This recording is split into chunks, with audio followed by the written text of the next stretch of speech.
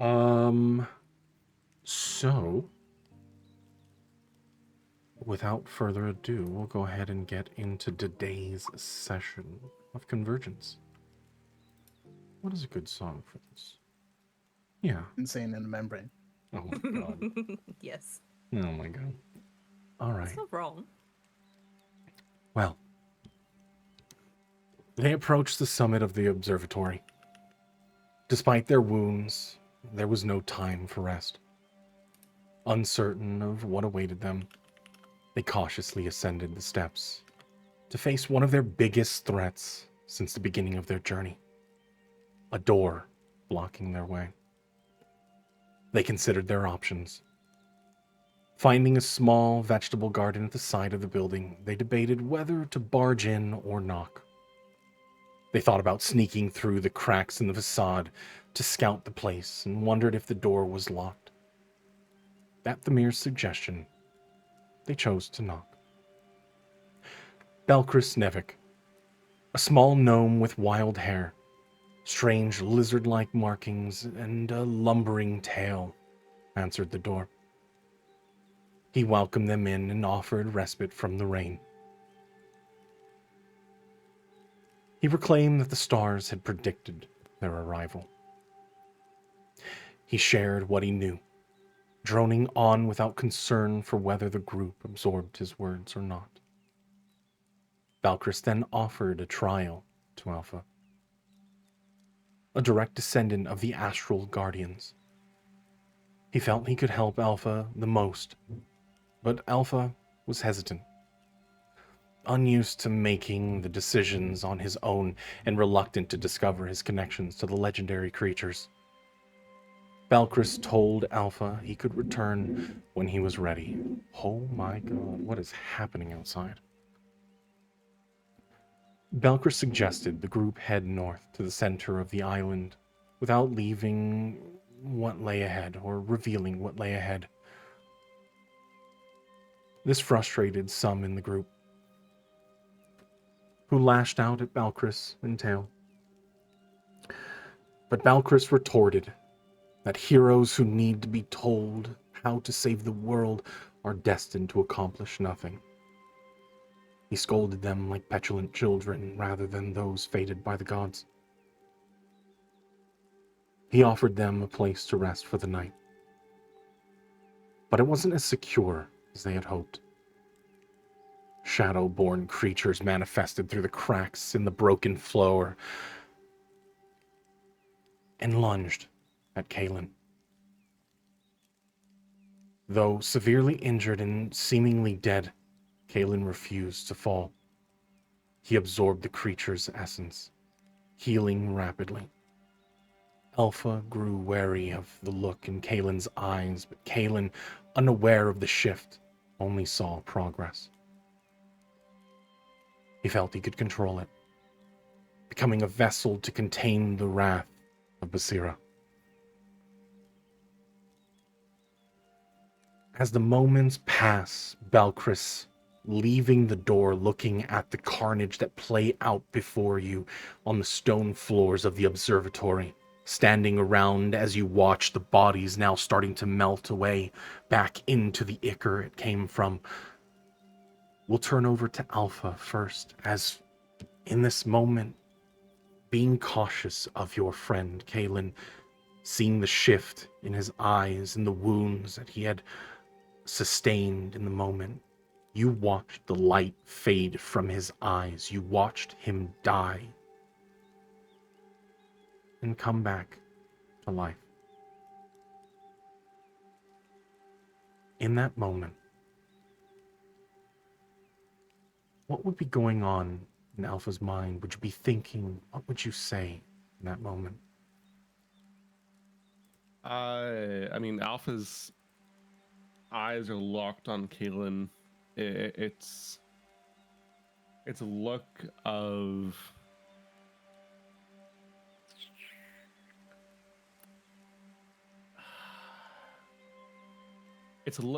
of fear, but not of what he did, but of what it means. And kind of mixed in with that, it's a look of disappointment. And he's kind of staring at Kalen.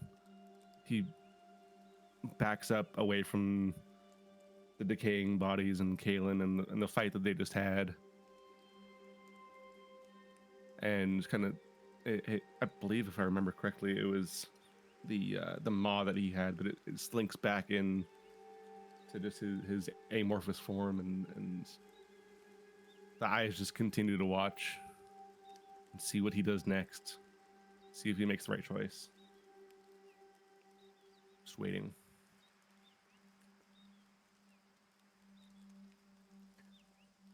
Nuke, you watched Kalen die, but refused to fall as his eyes snapped open once more, the glow of red becoming more vivid as he starts to absorb the essence of these creatures, forcing the healing across the wounds. There is blood everywhere.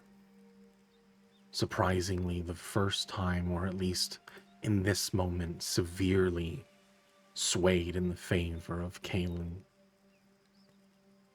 What would be going on through your mind in this moment? I mean, technically, wasn't Nuke kind of one of the last to wake up? So You saw the tail end of everything. Already, Kalen's form ripped, torn away, wounds across the body.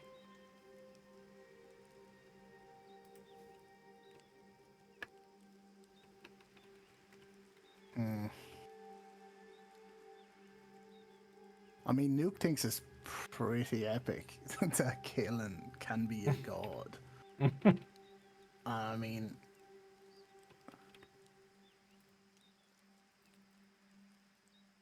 I guess definitely stunned. I mean, this is some epic shit. But I would imagine kind of afraid as well, because I would imagine it looked fucking horrifying to Nuke. Like, Yeah, I mean, you watched the form, like even just flesh, his arm barely hanging on by the sinew, only for his arm to reach out to pull parts of the flesh of the creatures that attacked you, stitching his body together. Give me just a straight intelligence check, Nuke. yeah. Just while I'm doing this as well, so I think it would definitely, like, it would be like equal parts, you know, awe, but fear also. You said intelligence, right? Mm-hmm. Why have I forgotten how to do this? Okay. This hasn't been that long. 17.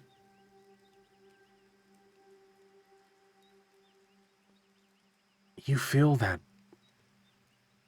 when you watched the forms of the creatures that came to attack you start to pull away as Kalen starts to absorb that energy, you can't help but to feel that and taste that sensation as you spent expelling the contents of your stomach when you first arrived here.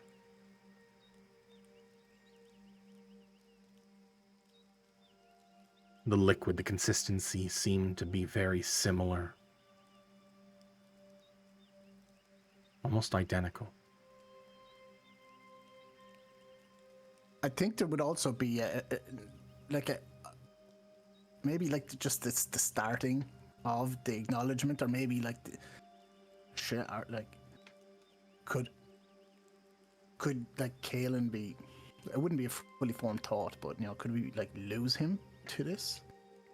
Could this like change him, change everything?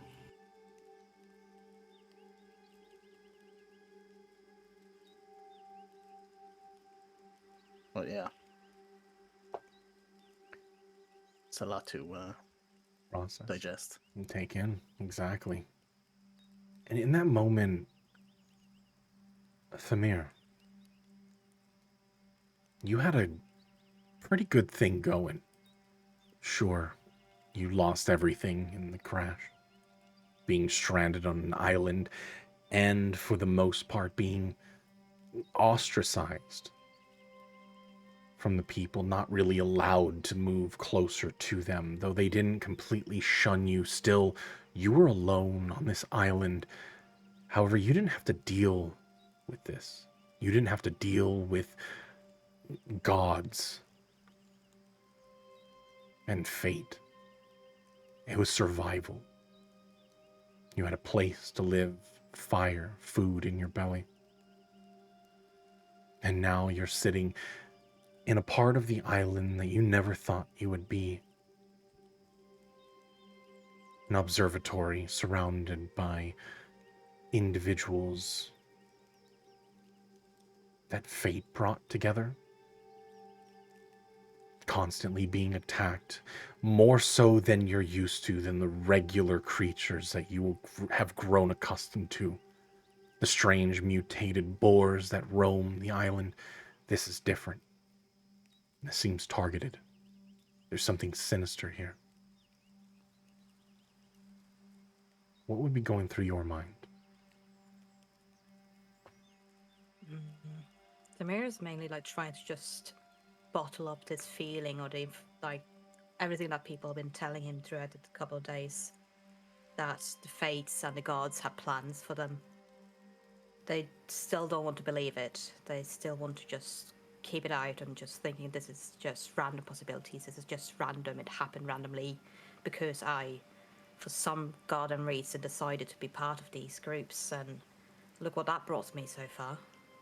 But still, it's the only option that they have so far. Mainly the only option so far to maybe get away from this hellish hole. But I don't want to say that it's because of fates. It's just because of chance.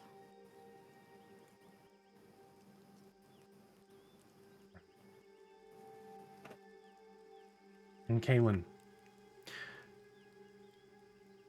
you didn't remember, or you don't remember dying, your eyes closing. The only thing you felt was the ability to control.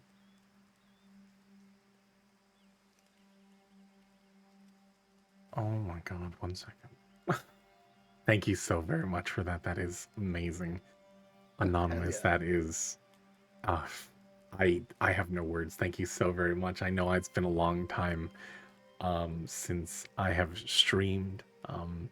I do appreciate every single one of you that just come back and just welcome in. Long time no see. I hope you're doing well. Thank you guys so very much for that.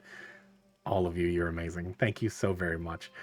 We will be returning at some point or another. I know I've said it like a million times, but I'm waiting for life to settle back in before I set anything in stone. But I mean, I want to play some video games. I want to chat. It doesn't have to always just be D&D, but you know, Saturdays are Saturdays, and I can't change that because I love this. And I hope you guys are enjoying it as well.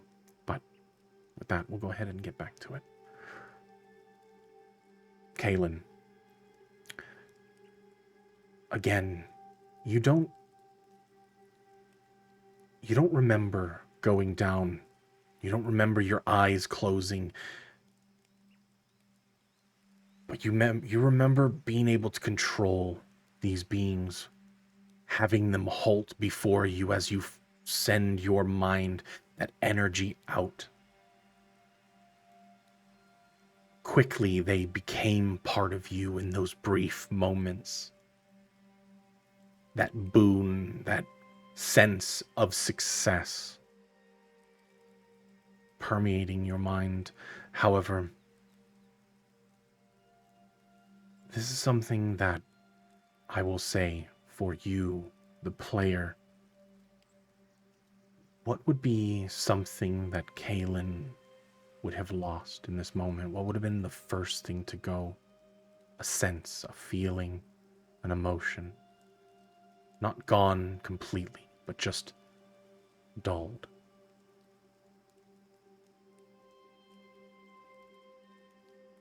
I think like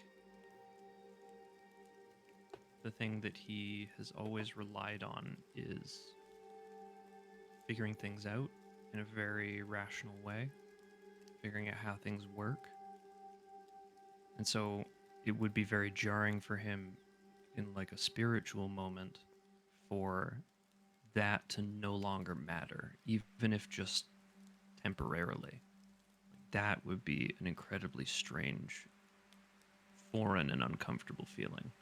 Sort of allowing instinct to take over, where like calculating is how he copes with the world. So I guess he's a mix between wondering how he feels about that. Like it's a good feeling to let go a little bit and follow those instincts, but at the same time, like very foreign.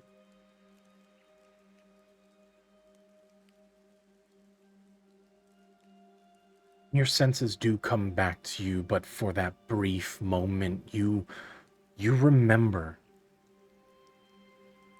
leaving logic at the door.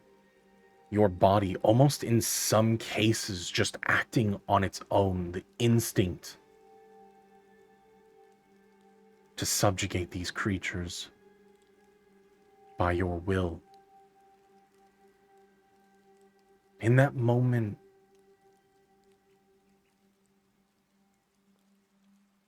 it was fine. But as the minutes pass, that logic returns.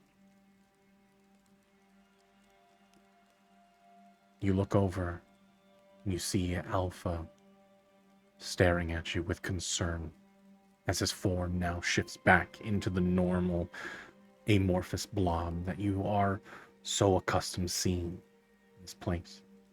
Valkyris does stand in the doorway, stepping out just slightly, looking at the carnage, though not speaking up, letting everyone come to a natural point of settlement.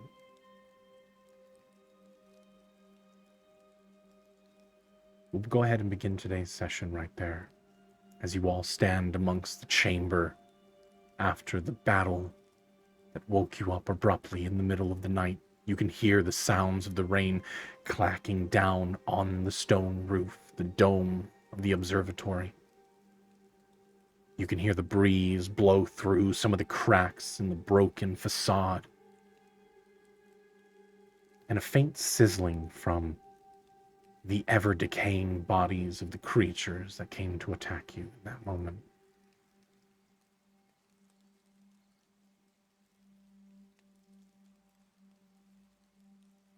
Definitely at seeing Alpha's reaction to him, it would make Kalen sort of uncomfortable, and it would shock him more into like that sort of sense returning back to him, and it would like, you know, when you have sort of like an out of body experience, and then when you come to, like, you sort of have that like shiver as you're almost like your nerves are reconnecting, like between your brain and your body, sort of having that feeling.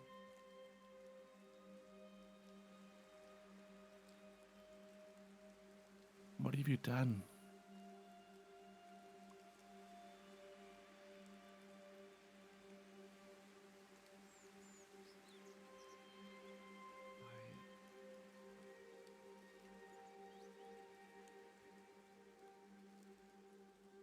I forgave them.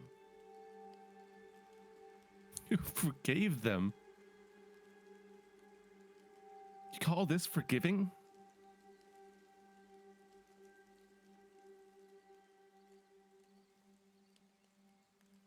You should be dead. You were dead.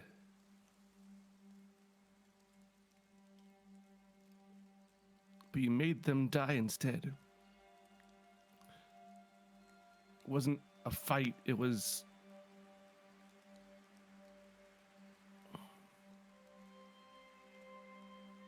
just took them.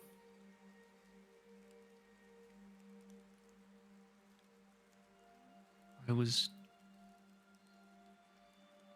wasn't trying to kill them.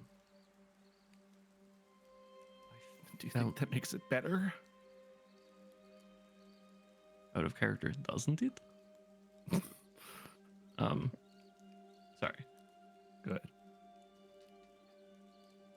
I felt like they were made of nothing but anger and vengeance. Like they weren't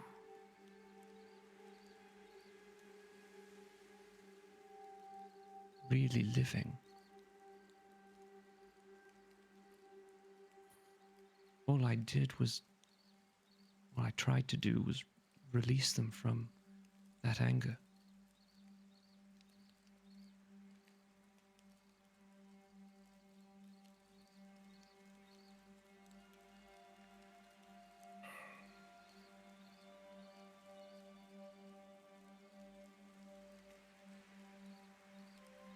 That wasn't you.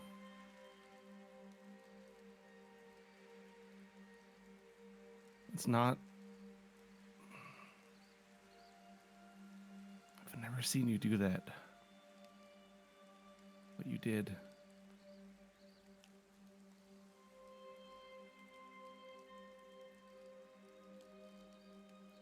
This. Whatever this was.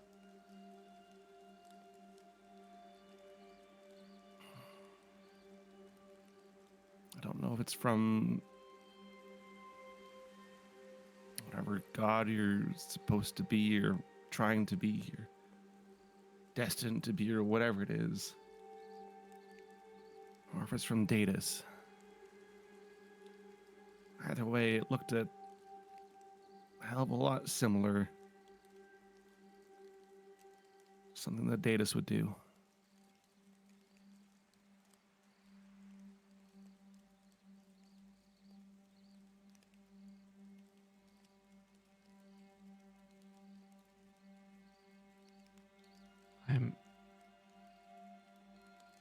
I've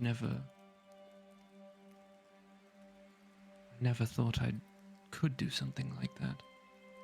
That's exactly my point.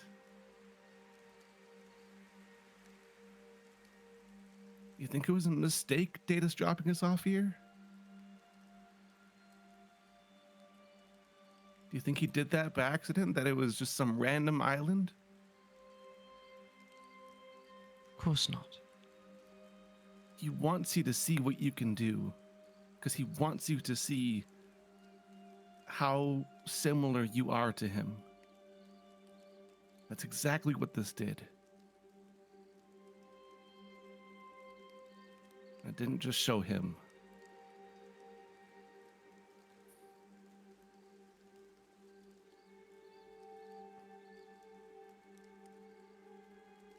I don't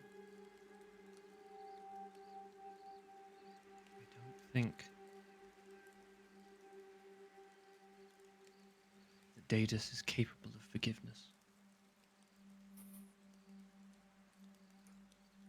And I don't believe that this is how he would have wanted me to complete these trials. If he wanted me to complete them at all. You're cutting out a little bit, by the way. I don't think this is how he wanted me to complete these trials, if he wanted me to complete them at all, if he wanted us to complete them. But I think I've realized that Basira doesn't need to be pure vengeance.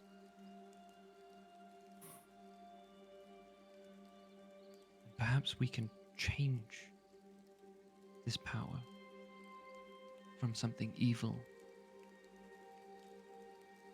to something else entirely.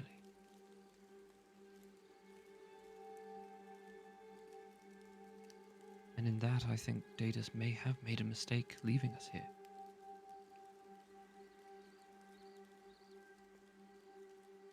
You say you forgave them. How is this forgiving them, and what did you forgive them for? What exactly do you call? How exactly do you call this forgiveness?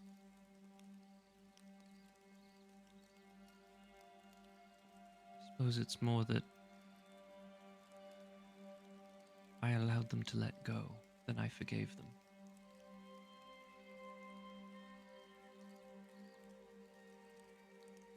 You allowed them to let go.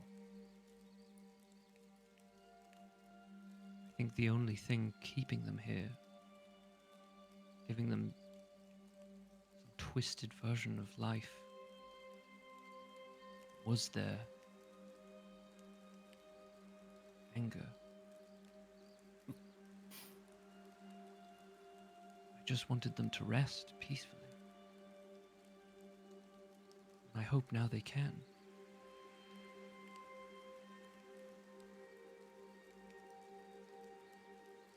And what if they can't? What if that's not what you did? I kind of gesture to the sizzling, decomposing bodies on the ground. Does this look like resting?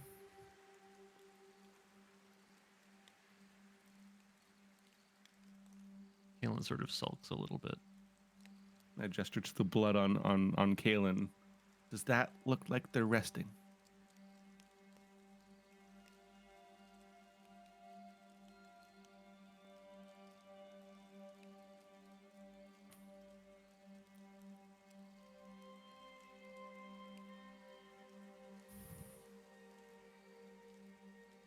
Data said that you guys were more similar than you want to admit.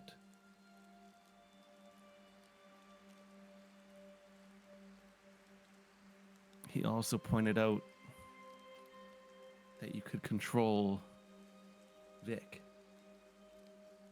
if you wanted to. I know you said you wouldn't. You controlled them.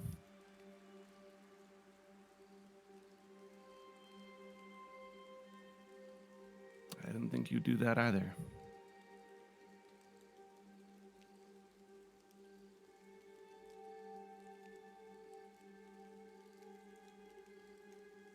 I would never do that to Vic. What if it was him or you? Like it was them or you? Would you give him a choice then?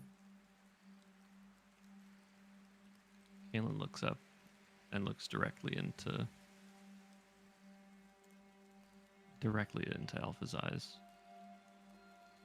Yes, I would.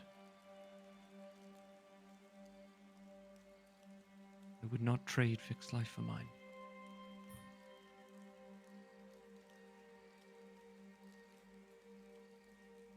You say that now. We'll see if that changes the more you come into whatever this power is. But something you need to remember. Myself and Vic. We're part of whatever Basira's rage is. It's not just them that's fueled by anger. So are we by relation to Basira. It's what makes us strong too. But Alpha, don't you see? Vic's strength does not come simply from his anger or his wrath. He changed. He uses that fury inside to protect people, to do good. It is an inspiration. If that's Perhaps why it you was- think... Sorry, go ahead. Perhaps it was the only thing that made me believe, made me realize that Basira's power is more than, could be more than just this thirst for vengeance.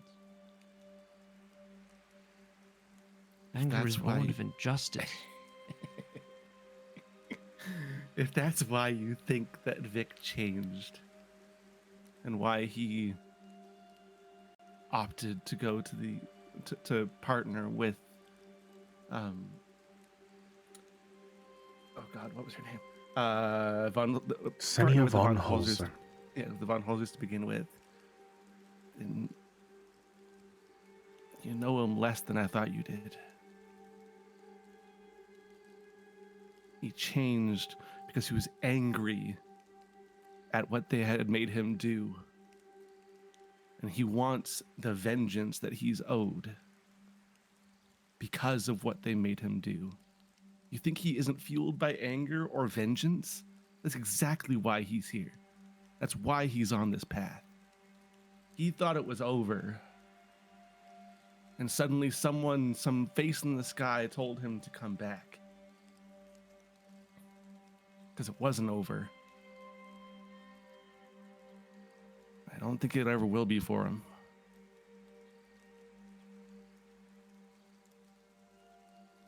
I believe that when the time comes to choose vengeance or justice, Vic is more than capable of making the right choice. I hope I am too. But if I'm not, I'm too weak and I succumb to this, I will rely on you and Vic to stop me. Whatever the cost. So that's the difference, isn't it? You'll control people to make sure that you live. We won't go to that length. He's going to turn around and whatever his name was, the dude whose house this is, Belchris. Felkris. He's gonna just kind of go to the door that he's standing in and kind of slink past him.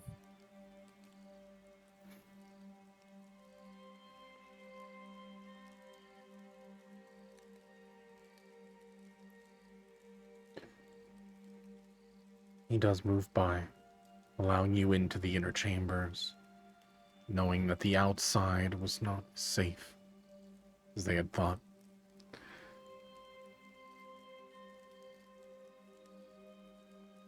Belchris does step forward. Again, you're all welcome to join further in. I have walls and protection.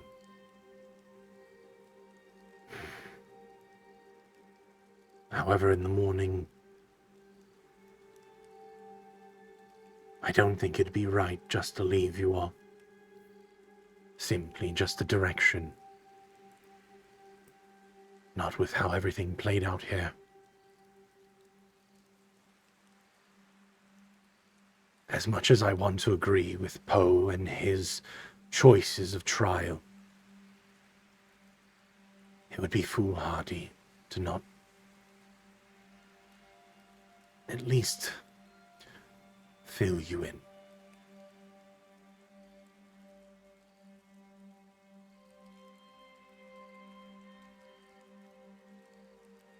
But you're all wounded.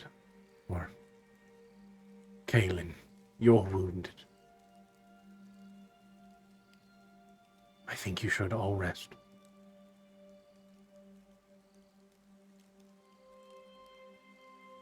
I'll stay up for the night, making sure nothing happens further.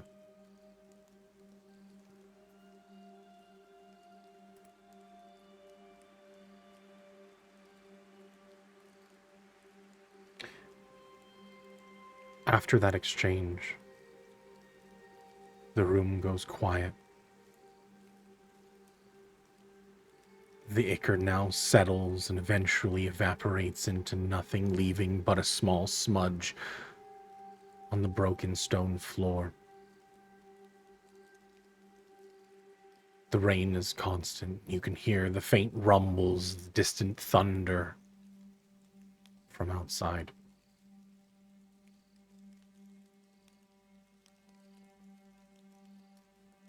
Thamir, Nuke, Kalen. You all stand there as Alpha, already ahead of you, walks into the inner chambers, heated, frustrated at the conversation that played out. Valkyris turns, heads into the chamber as well, leaving you all alone. If there is anything else you would like to accomplish, any conversations, before that, being left in silence, what is going through Kalen's mind in that moment after the confrontation with Alpha?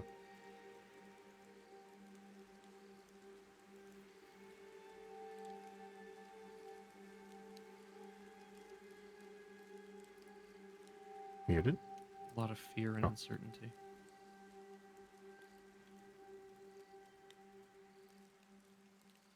Right. He almost feels like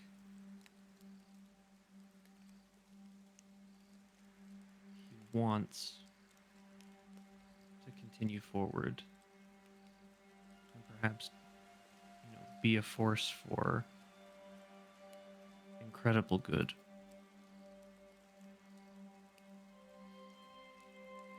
But then there's that doubt that maybe this is all part of Daedus's plan, and he's just falling for it, succumbing to the temptation.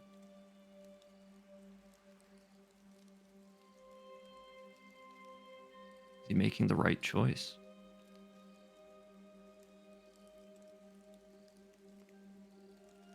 He wishes it was more clear.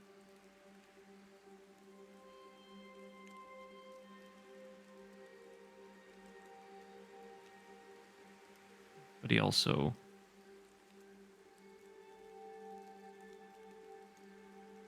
feels as though he's already made a choice and he has to commit to that.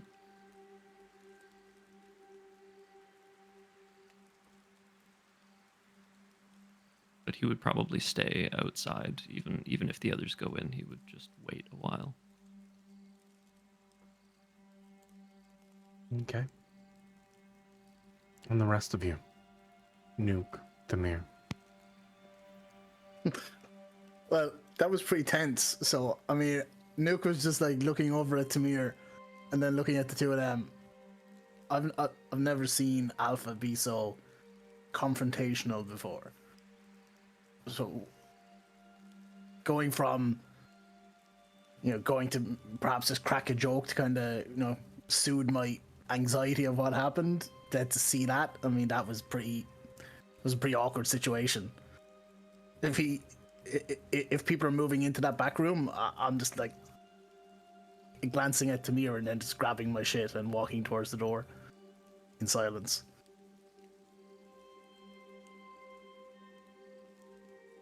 And Thamir. I think the mirror's not too far behind, kind of walking slowly behind Nuke, giving Kaelin a small nod before going in. This is not their problem at the moment. This is between Kaelin and Alpha. They're just there, observing.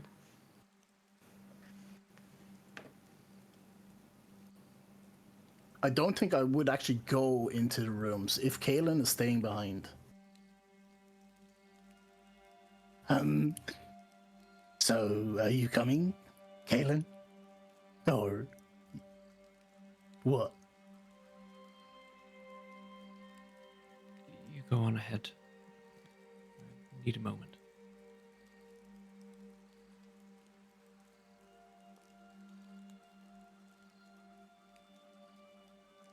I go in.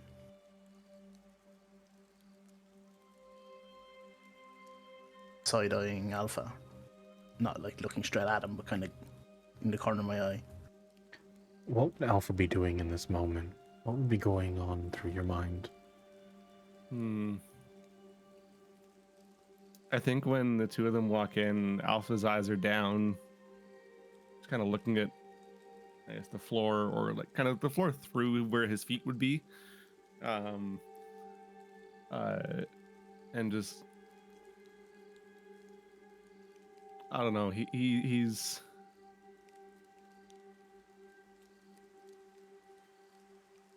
I guess he's also, um, kind of under the same mindset that Nuke was, that he's never really, stood up like that before, and he's not sure. I mean, he himself isn't even sure if that came from him or from Basira at this point, because he doesn't know. He still doesn't really know what he is, but he's just kind of eyes down, looking at the floor, and they come in, off in his own corner.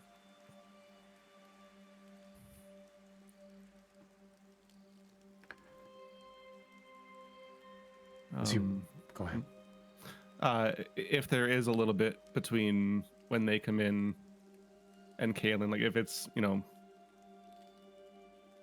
probably just a few minutes even, without looking up, he just kind of says quietly, so it doesn't really go through the door, I guess. Was I wrong? Not really at either of you in particular, but just kind of into the air to see if there's a response.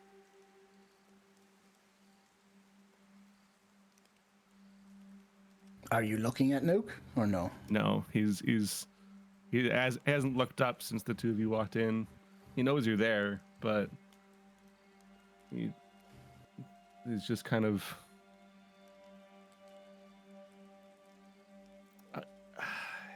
It's hard to tell if he's ashamed at what he said or upset that he had to say it.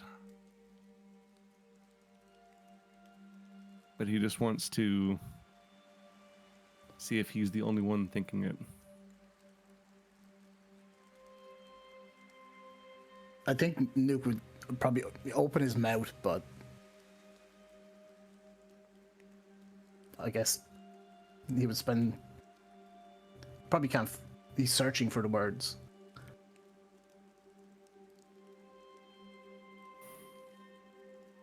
He's unsure exactly what happened, so therefore he's unable to answer it. Fair enough. So he just closes his mouth again.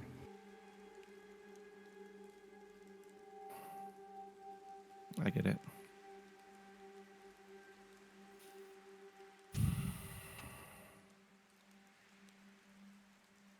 One day at a time. He'll kind of close his eyes and try to get some rest.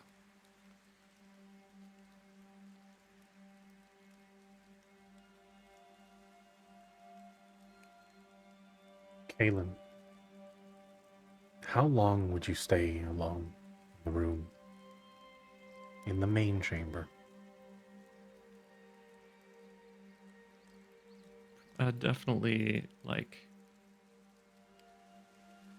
I would say probably like 15 minutes.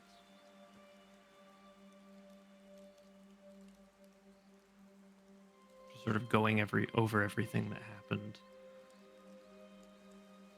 Trying to see if there's like, something he missed, or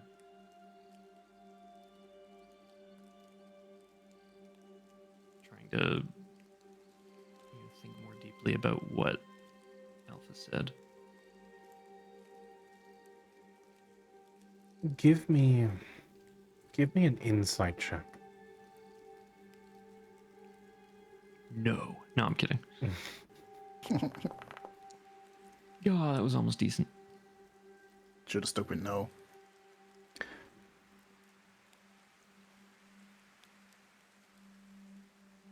You do a play-by-play in your mind over and over again. You played the conversation verbatim.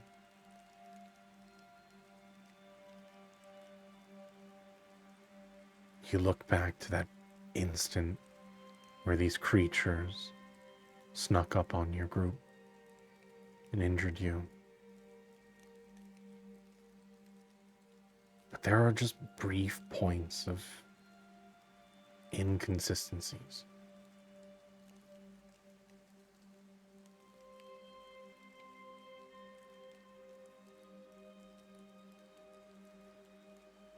But this is the moment, the first time in a long while, that your group has not felt like a group. You look around and you don't see any of your friends.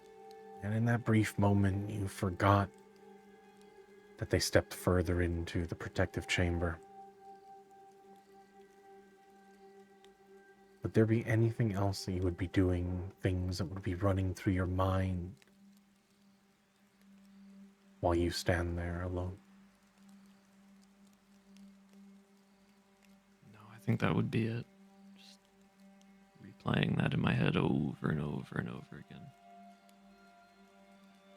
Maybe he would. Actually, there is one thing that he might do. Is he might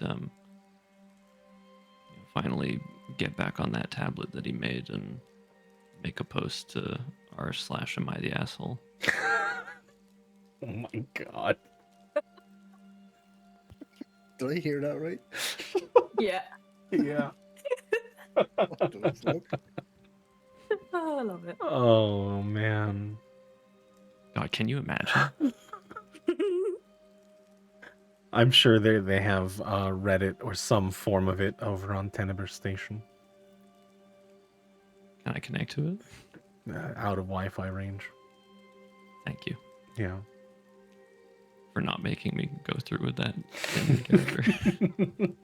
The letheric flow that connects everything is just a little too weak in this area, so unfortunately it just couldn't connect. However,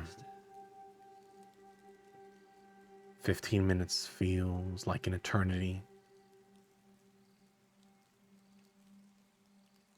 You hesitate to join everyone else. The words of Alpha lingering in your mind. That doubt creeping in. Sure, in the moment you felt in control. But when things settle down, the thoughts creep in. The what ifs. You can't help but to second guess yourself.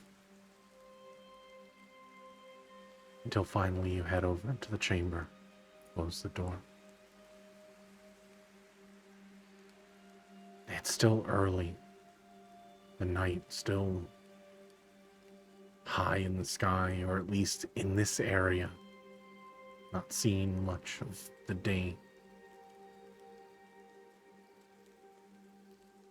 Everyone eventually finds sleep. Belchris now sitting up on a desk, writing,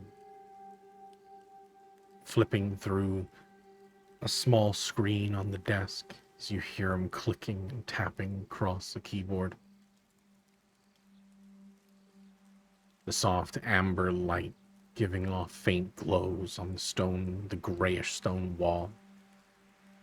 It's a cozy room, more well kept, decorated by various objects, instruments that are of unknown origin.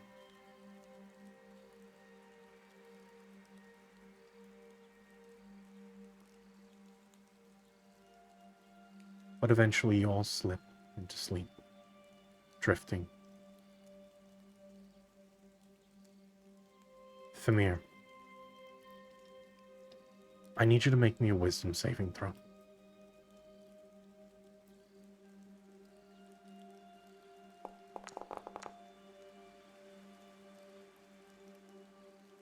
Okay.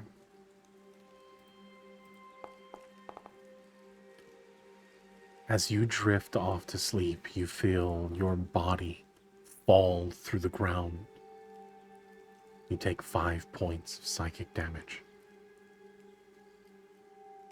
As you lose the senses, your feelings go, your mind fuzzy, blurry with everything going on. You can see strange wisps, colors, tendrils, as everything kind of washes to a gray scale. You no longer can see objects. You try to look down, yet you have no hands, no arms, no body. Your mind simply exists in this space.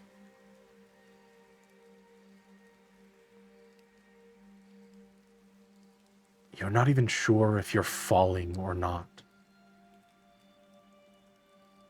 In that sense, it did feel like that point right before a nightmare ends and you catch yourself instinctually, but your body doesn't jolt awake.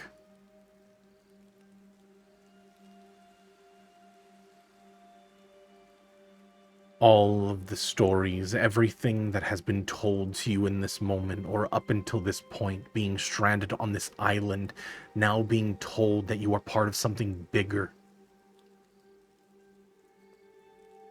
You lose all sense of self. You realize that the connection to the world is just drifting away from you. Go ahead and give me a wisdom saving throw.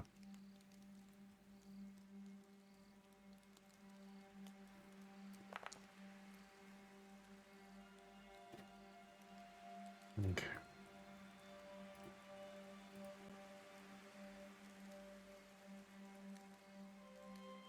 As you focus, as you spend that moment, you're not sure how much time has passed since then.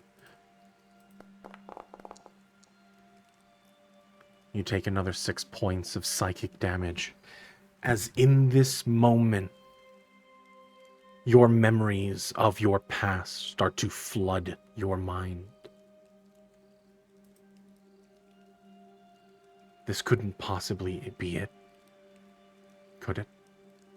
Your life flashing before your eyes, everything that you've ever accomplished, everything that you want to accomplish, everything that you could have accomplished in your lifespan, everything all at once.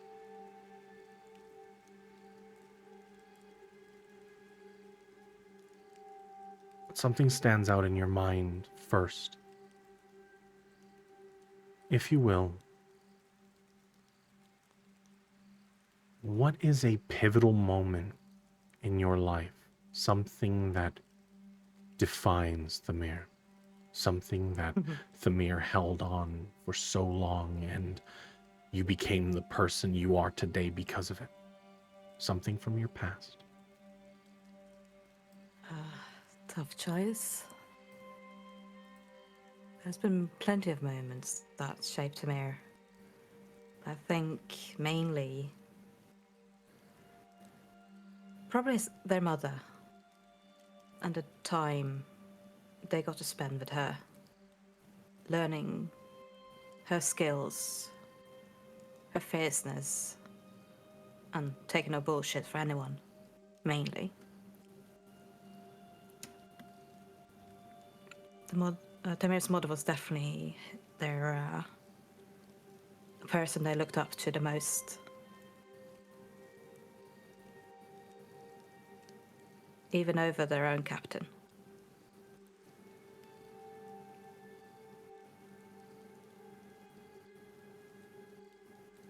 And you zoom from one memory of your mother to another. Her tenacity, smile, the seeing that through everything still coming out on top. It instilled something in you that day and throughout your life. You follow these threads as your mind zooms through the weave of life, everything. You realize that everything is connected. I need you to make another wisdom saving throw.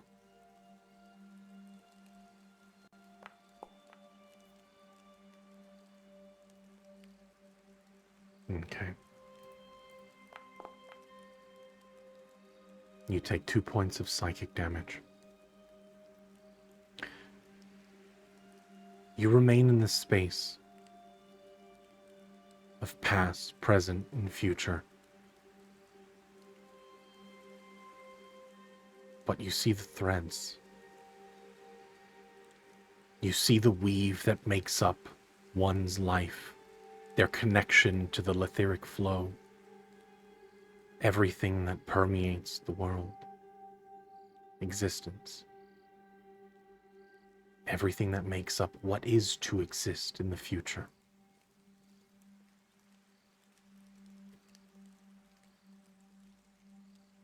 You take a moment and you can see them.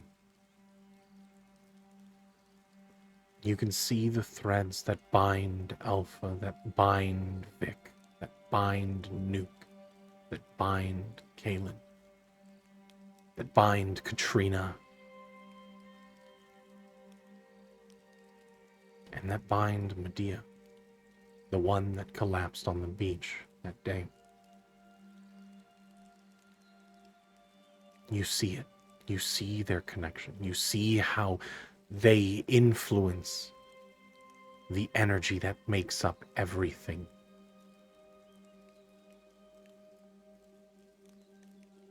However, you focus on your own.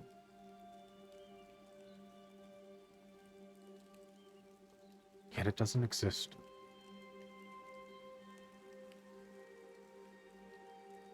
You struggle. You force your mind to see where your life could end up, where it was. You remember those moments of your mother. You try desperately to hold on to a life, but you still struggle to find your thread.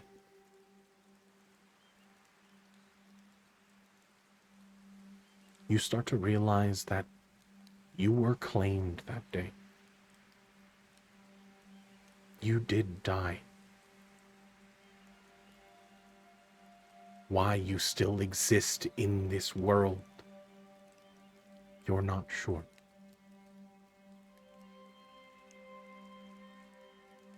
However, these moments let you see how everyone else is connected.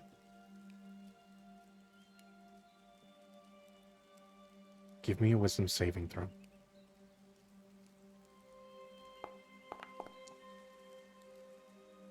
Okay.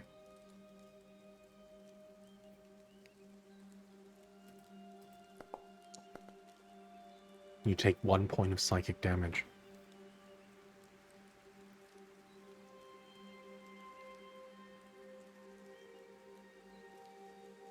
You're not sure how long you remain in this place.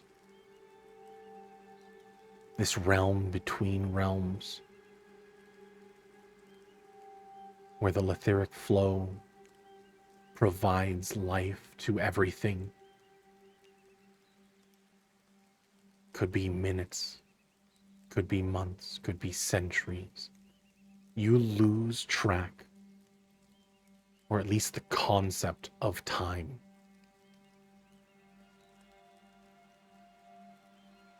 But in those moments, things become more clear to you.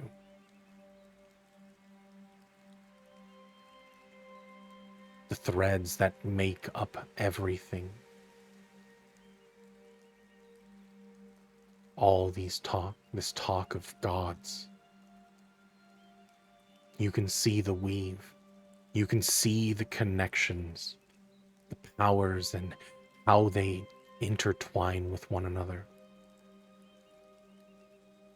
The thread that makes up Kalen, now you can see that the connection binding it to a more powerful being. Basira. However, you know that that thread, at least on the other side, is frayed.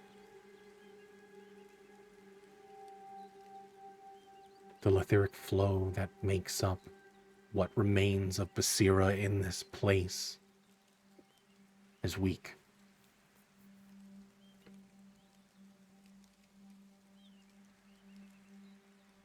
And all it takes is the right person to mend it. But you follow all of those threads and you notice that there is another one that is frayed, holding by a single thread. The weave that connects Medea to everything. Her connection to Canaan. It's not clear the path, but you can feel the thread.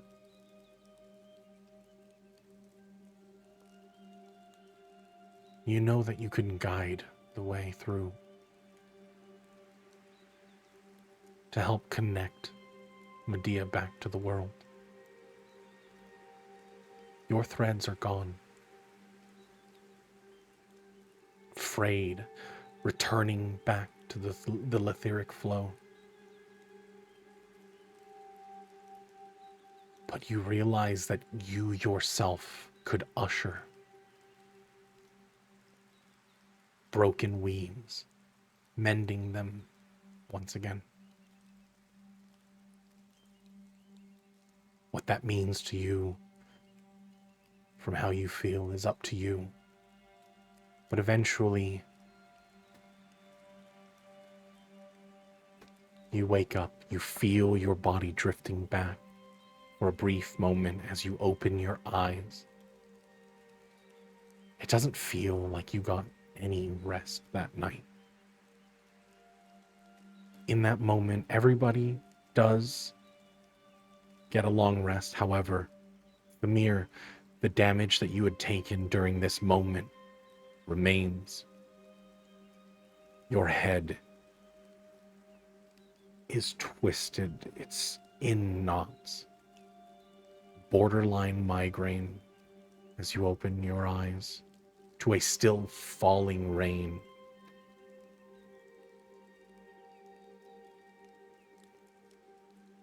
Everyone else still sleeping.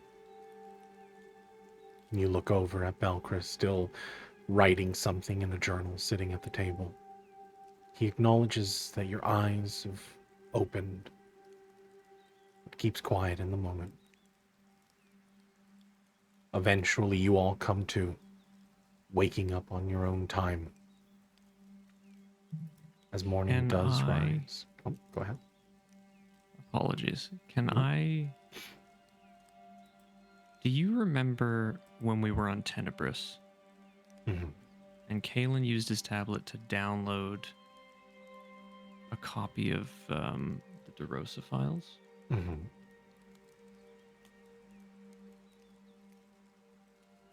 Can he sort of wake up a little earlier than other people? Sort of like a eureka moment a little bit Mm-hmm. and dig into those? Sure.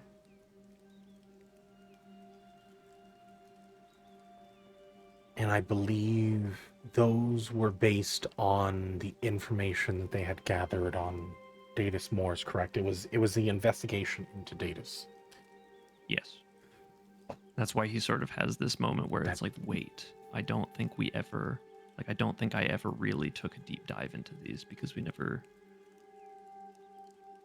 it sort of slipped his mind as everything was happening. But it could be extremely relevant. It could be nothing. As you wake up before the rest, you start to flip through the tablet, bringing up the files that you had collected months prior. Flipping through, just cursory glance at everything. You start to read briefings, investigations.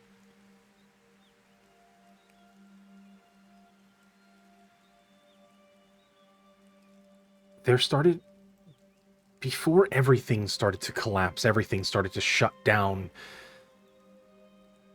there were no records prior to Datus Morse. He seemed to be an anomaly in the systems. He had no early records. Most people on Tenebrae Station have their lives painted out. Transactions, housing information, moving, early life, schooling, everything. FICA scores. Sorry, Yeah, all of it. just joking. Yeah.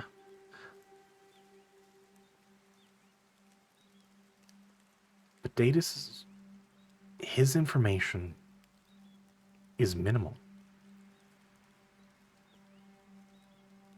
Everything that you look at had been redacted. There was no formal education. Nothing. You flip through trying your best to see anything that you can find from it. I need you to give me a high or low. Oh boy. My instinct says high, so I'm gonna call it low. Oh, no. Fuck. Stick with the plan, man. Listen, my instinct is wrong like 90% of the time, so I think that was a valid bet. Fair, fair. Well,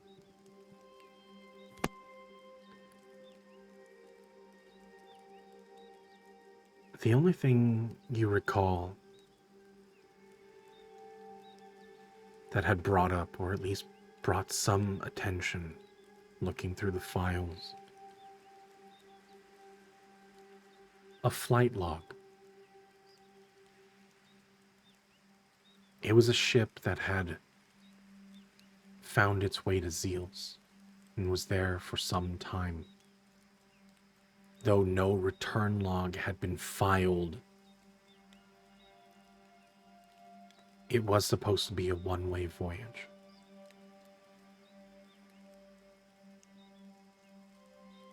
Yet that ship returned.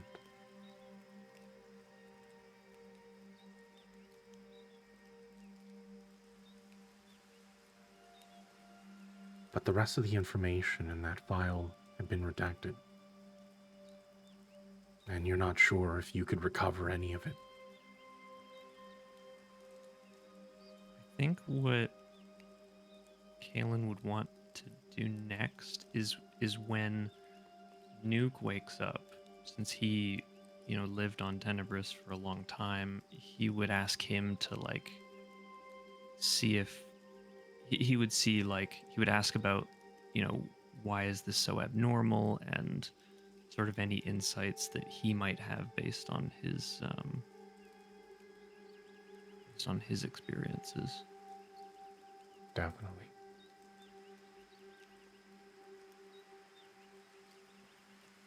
So with that, as you sit up, Kalen, you look and abruptly you see the mirror. Towards the end, they're breathing ragged. You turn to them as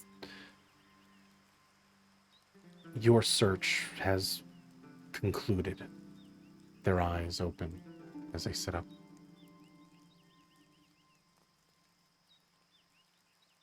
Eventually, the rest of you wake up. Would you approach Nuke with this information right away? Probably before he even has a moment to wake up. Your eyes are barely opening. Are You're you standing over me? yeah, not even a Remember- chance to wipe the drool from your face. Sleepy, do you Eldritch remember the Blast. cat that you were talking about? Oh, that, God, yeah. Your granddad would let into your room, and you would Mhm. wake up and Just staring its at me. nose Yep. was touching your kind of not a super creepy version of that, but basically sort of the moment he wakes up, he almost dashes over and is like, "Hey, Nuke, can you help me?"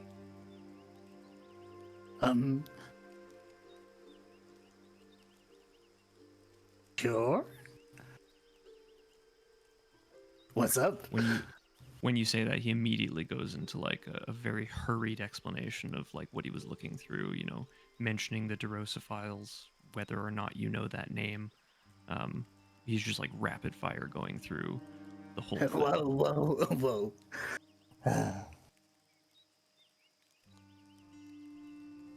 Slow down. Derosa. I- Yes. Do I? Give me a history check.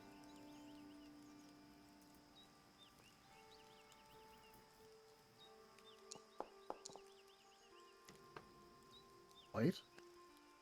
Before the containment sector had been shut down, you do recall information. Like, this was something that was taught.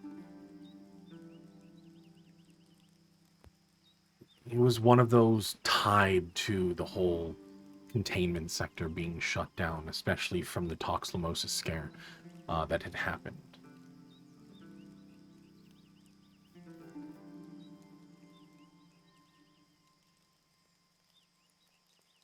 Anymore? Or just that? With Just an that I know it's 18 linked with those people. I mean, you do know there was still... It was by the time you all were leaving that information was coming out. As your moment to open the containment sector and basically flee Tenebrae Station, all of that, everything that happened, all that information was coming to light. For 50 years, nothing happened.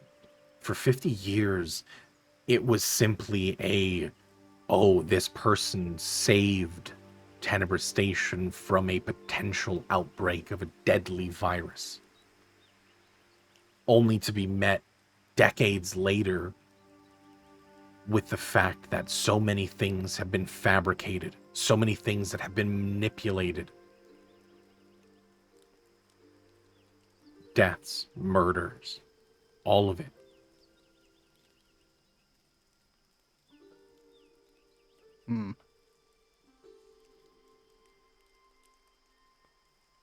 I mean, for quite a while they were considered, a hero. But I guess that's all falling into... Is disrepute the right word? Disrepute. Why are you asking this? Like, what? Why now? I had a thought that these files were an investigation into Datus. I don't know how I didn't make this connection before, but I don't know, you lived on Tenebris for your whole life. Perhaps you... 23 years. Right. Perhaps you can provide some insight. Perhaps you could take a look and see if there's something that stands out to you. Sure. I mean, I'm not really sure what, sure. He does that, the rock thing, as in gimme. He hands over the tablet immediately. Give me an investigation check, Nuke. Right? Can I assist? I'll allow it since you pointed it out. Nuke, go ahead and roll investigation with advantage. Get in. Get out. That's not bad. Nuke, high or low? I mean, I'll show him how it's done. What is High. your instincts? Oh, high. Okay. Please show me how it's done. Yeah, show him how it's done. Where's just one? Oh, motherfucker. You said low, right? I mean, if you go high enough, it comes back around again, right? Relative. That's up to the DM. Well, again, the same thing that was brought to Kaylin, your attention, seeing that there was a redacted flight chart, an itinerary that would have no correlation with one another. Realizing that there was only an outbound. And that right there in itself is unprecedented. But for that same ship to return on an inbound itinerary, a couple centuries later, now that's just downright anomalous.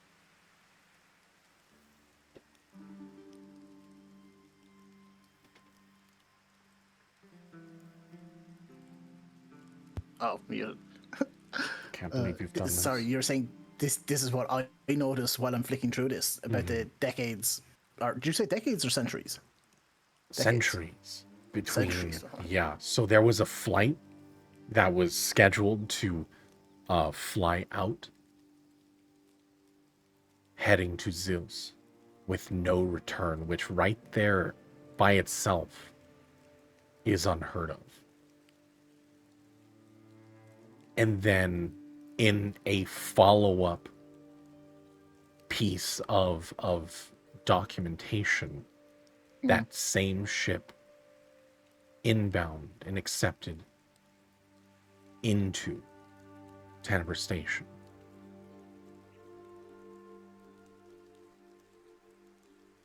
With the name Datus Mors associated with the sign-in.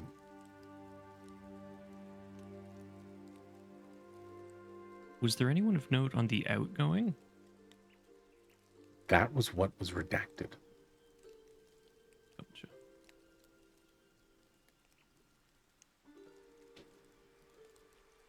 Can't you, I don't know, unredact that? Isn't that kind of your jam? Tech. Can I try that?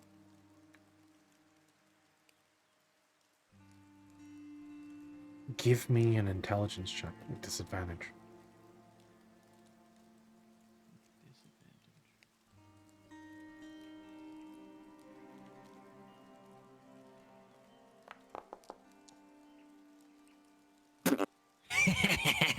Got him. Damn. Jesus. You get no. I'm just kidding. S'mores. No, you spend the next hour fiddling around, hoping that you can get the encryption off these documents, and you do a good job. The ship that had a one-way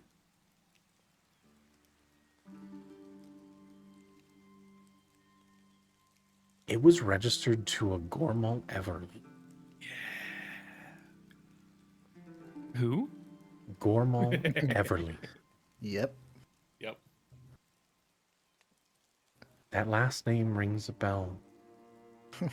Medea Everly. Medea's dad.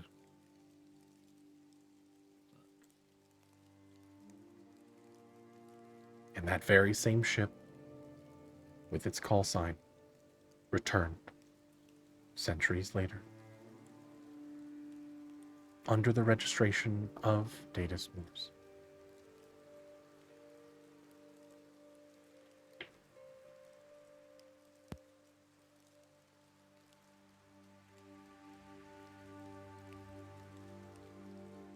Well, Galen is speechless.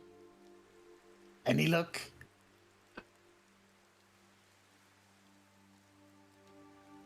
What? Is it- You found something, Yeah. right? You found nothing. I.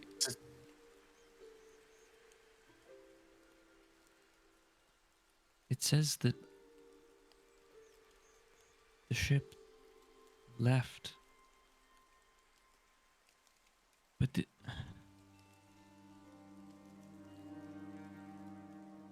was Medea's father.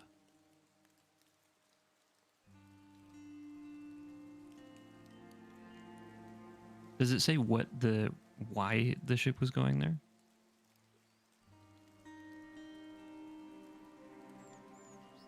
That is left blank.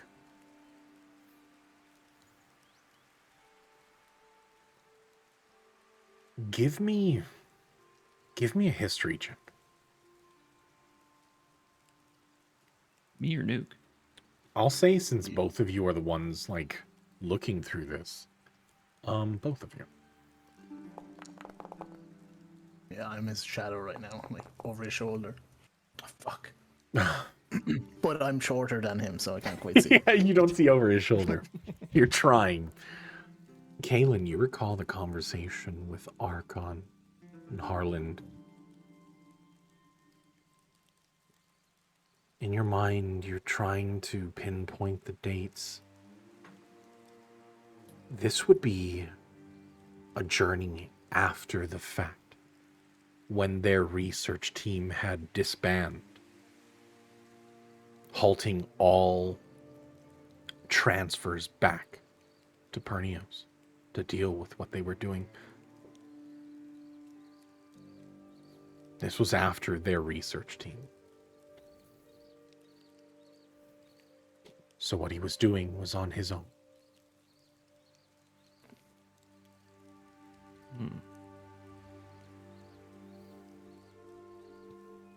Interesting. I'll relay that to Nuke. Wait, so was Data's, like, Data's didn't go with him, but Data's came back without him? On the same ship? Wait, Medea's centuries old? Sorry, focus.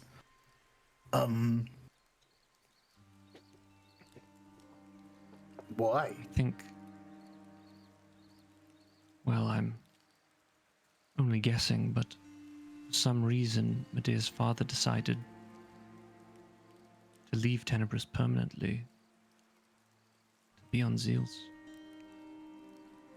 And at some point,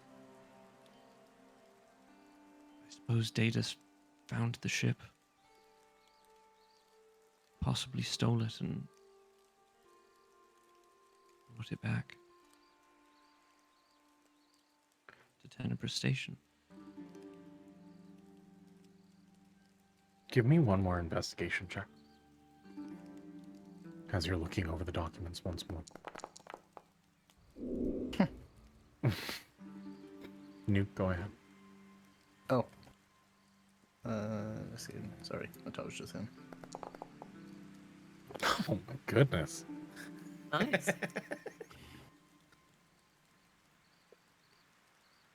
Trying to put the pieces together in your mind, Kaylin. The names, everything. Just trying to have your train of thought being said out loud. Nuke, you glance down once again at the now unencrypted document. There is another name on the crew. Oh? The one heading back to Zeus. Talus Rosin. Kaylin? I underline it with my finger.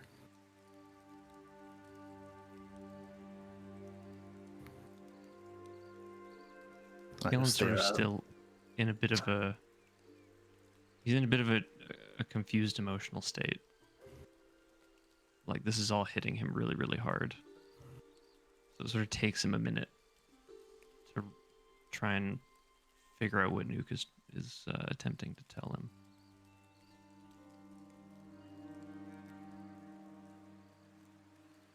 Don't you see? Medea's dad left. Then centuries later, Datus came back with fucking Rosin. No, different. A little different. Gormal and Tellus left and went to Zeus. Oh, I thought you said came back, sorry. No. Datus was the only one that came back with the ship. Yeah.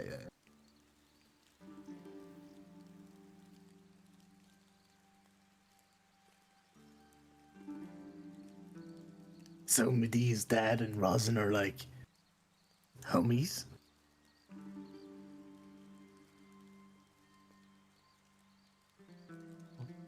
Maybe just share a common goal at the time.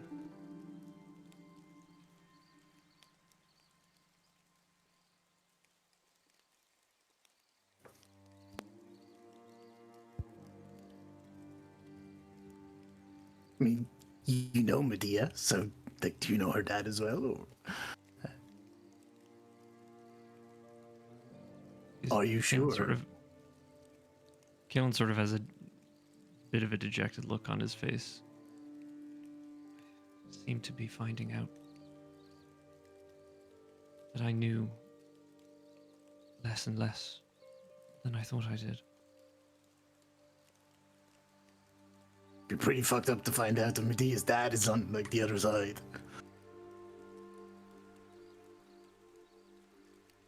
Deeps are not telling her.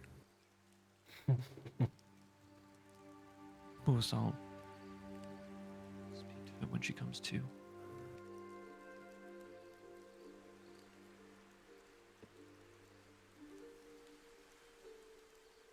This is all very confusing.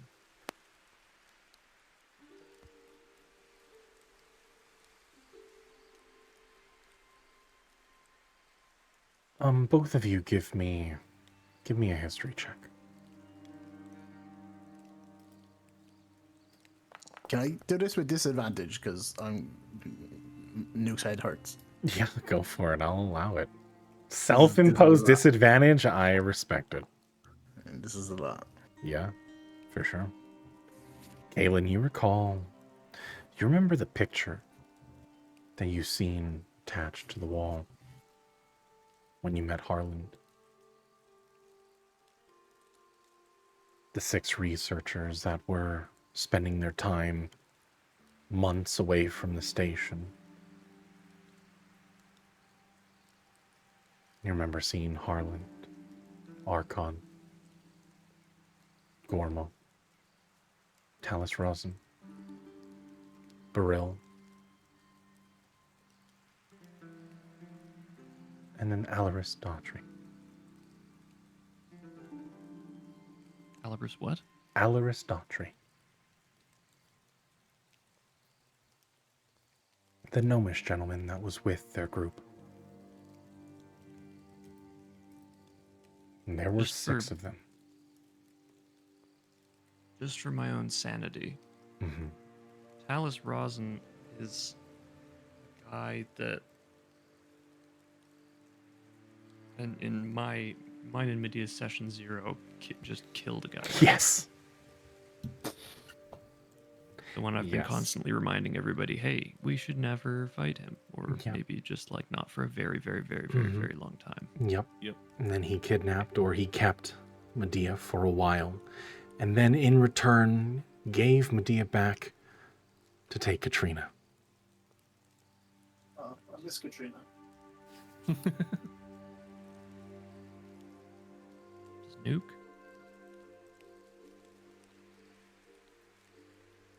Yes.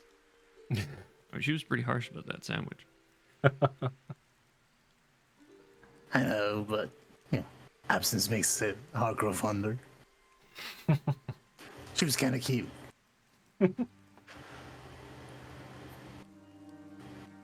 Hundreds of years older than me. Yes. Nuke just sees experience. Cougar.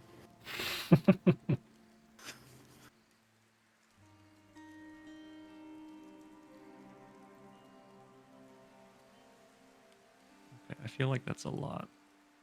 It's a lot to take in, so probably just gonna sit with that a minute.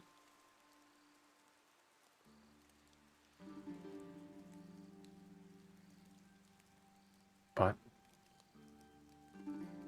in that moment, in the early hours of the morning, you all come to. Balkris just sitting there listening to your conversation play out. Thamir, you catch about half of what they said, though most of it seems a bit of gibberish, given your mind still in that haze you found yourself through your slumber. I will say in that moment, Alpha, unless it was something that you wanted to do, you were the last one to wake. Mm-hmm. Yeah, I agree with that. Like, even if he was conscious, he would have just been listening and watching. Wouldn't have said anything, so. Brooding. Yeah. The room does fill with the scent of sauteed vegetables and some meat. Not sure what it is, but nonetheless smells like meat. As you see in the back of the room, Belchris just sitting there tossing pan, cooking up a meal for everyone for breakfast.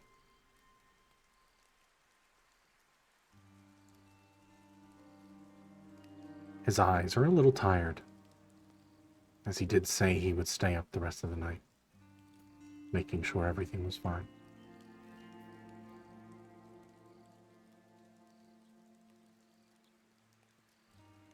So, I presume everyone is well rested.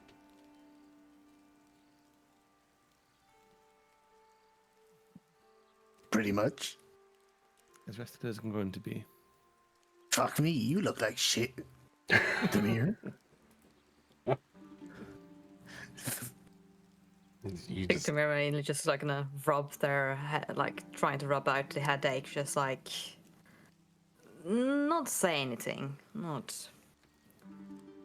heavy saying that bags. they do. Yeah, heavy bags is definitely visible, but not confirming or denying anything.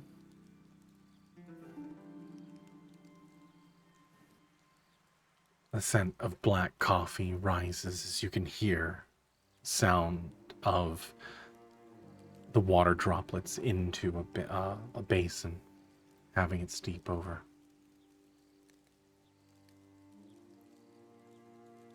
It seems as though you've, well, both of you, found something interesting.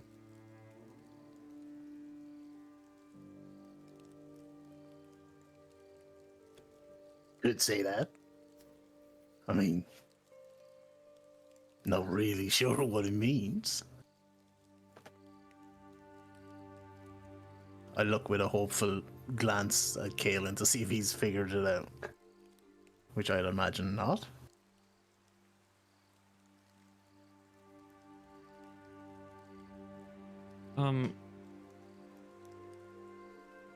I mean, I guess he would sort of like as succinctly as he could explain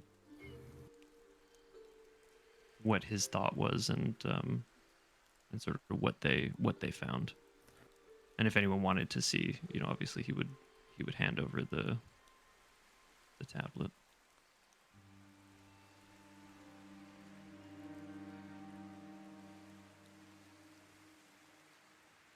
Belchris does look at the tablet.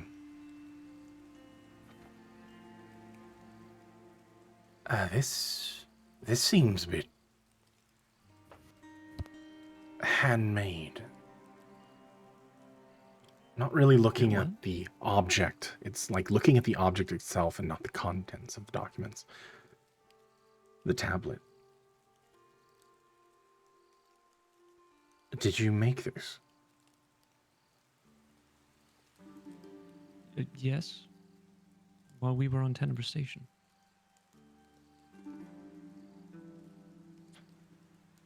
The fact that you are able to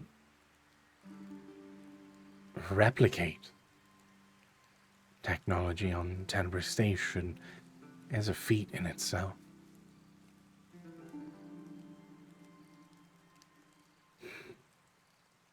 You do see that he is trying to avoid conversation, not conversation with you, but just trying to not put any more things on your plate.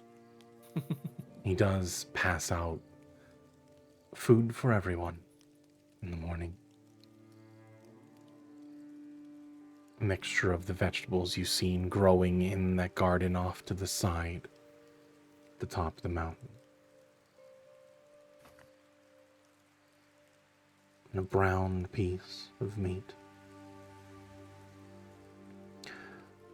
Are there peas on this plate?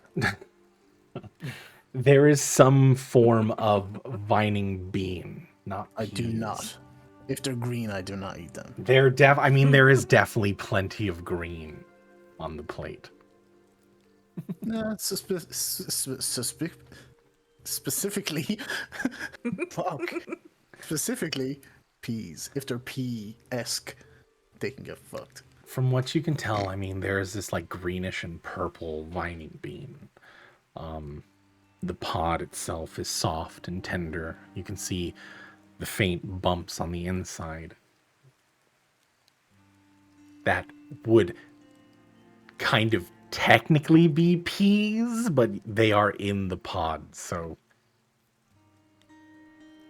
you don't see them. Until you bite into one. I flick them at Tamir. Tamir just trying to nurse like a cup of coffee, just like the fuck, just like slide over their plate over. Like, apparently you like them so much. Here's mine. Have a bite. They're good for you. You would maybe grow a little bit. You'll need it.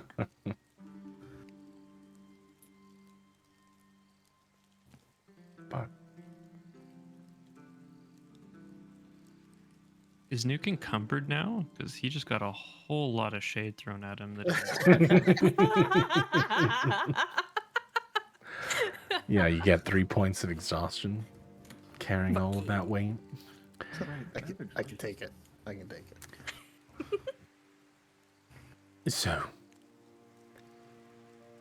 what are your plans going forward? Didn't you say that you had a path for us to go instead of just going in a direction? I did.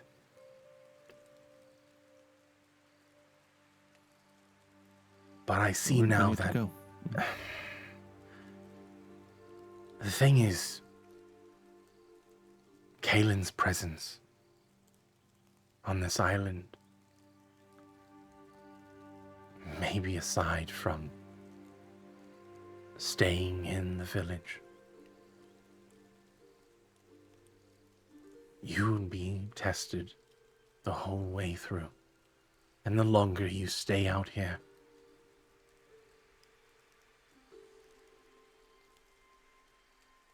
it's like animals vying for the alpha position. They will challenge you.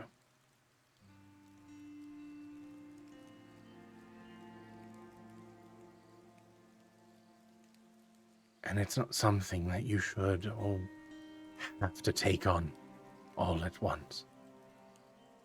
I'm sure Poe made it seem like the only thing that you could do.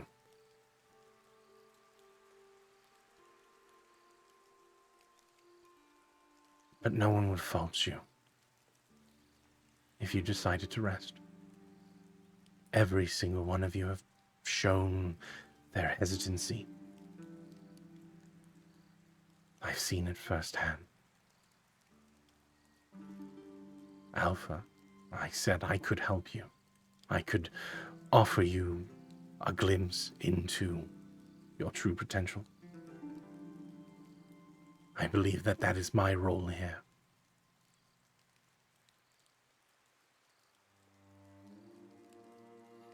But you all need to be ready for it. He looks over, and by this point in the morning, even though hours had passed, you would normally see still scars across Kalen's body, in which none could be found. All the wounds that you had experienced that night healed up with not even a scar behind.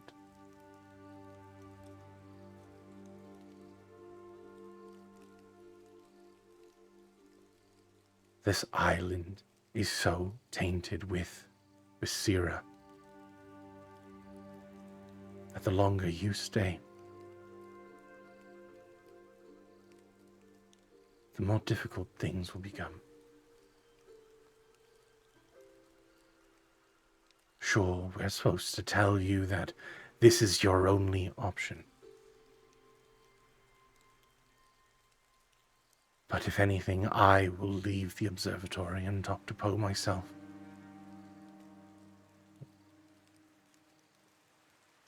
If you decide to leave on your own, if that's your choice, to leave this behind, and I mean everything behind, no one would look down upon you for choosing that path.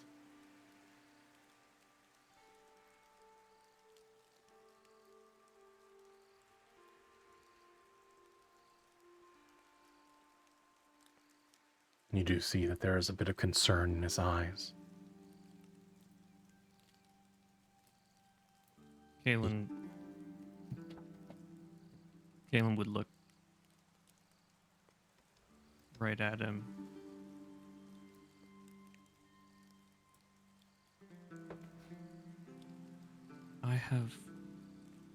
We have an opportunity to save a whole lot of people.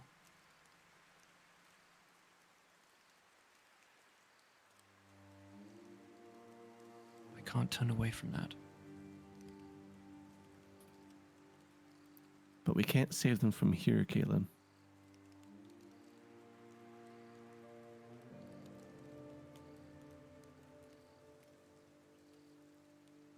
I don't think we can save them by simply walking away. Nuke nods.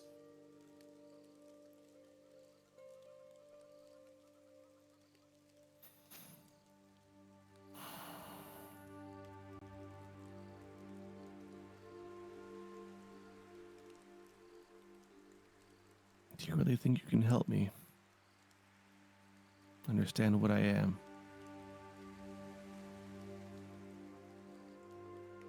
Do think so. However, there needs to be no doubt in your mind for what you're about to experience. And just from your response yesterday, your hesitancy, your unwillingness to accept everything, I understand that you're new to this world. I don't think you're ready. Not yet. You see, with our lineage as astral guardians, or being part of the astral guardians, they sacrificed themselves so that Apostille could remain in existence. Our universe.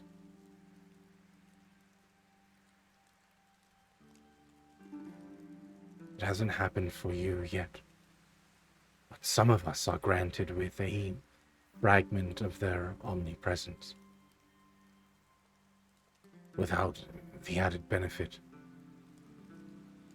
of their omnipotence. We can see everything, but bits and pieces. But your mind needs to be accepting of the information, or you will be torn. Your mind will shatter.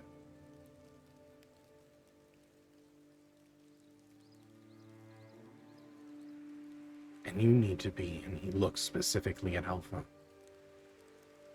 you need to be absolutely sure that you're ready to handle it.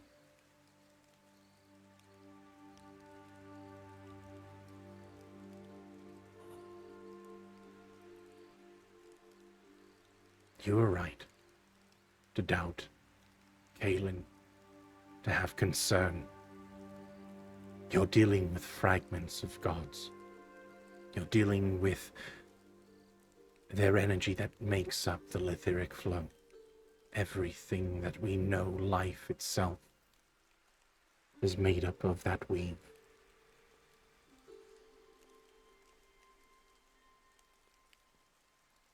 But if you're not absolute, you will unravel.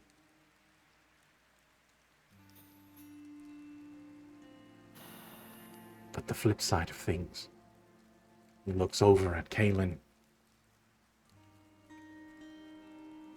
I believe that you also are correct. I believe that there is a chance to rewrite, to reweave the power that lingers. Basira's power is fragmented, and it's not in its entirety. You see, each of the gods had given up part of their power to create our world. There's a fine balance between everything.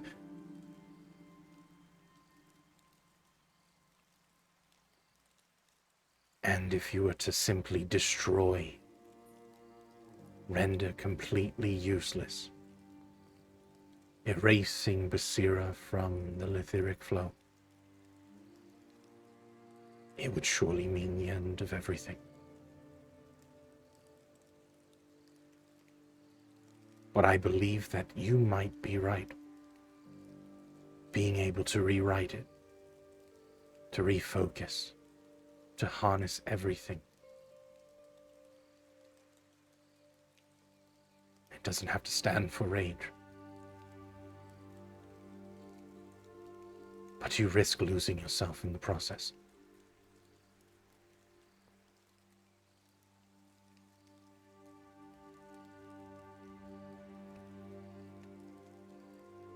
Without someone to navigate you through,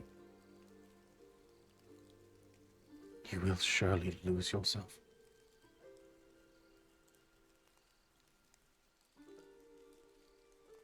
And what happens to Vic if I take this path?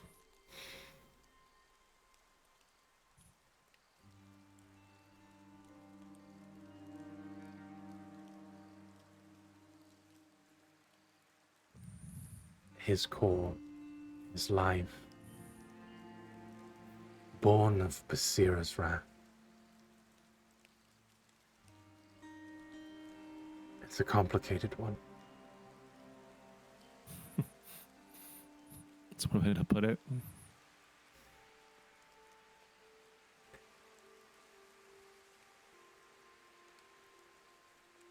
I believe that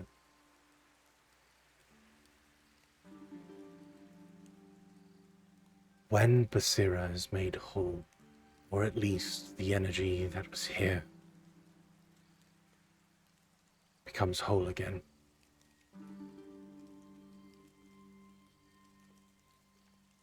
everything changes.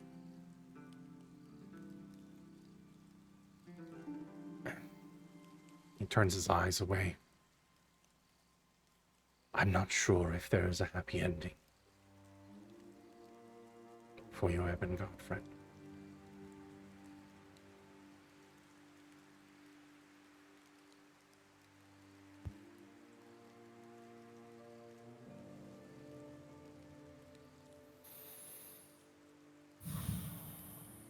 In fact, the whole world suffers. Everyone.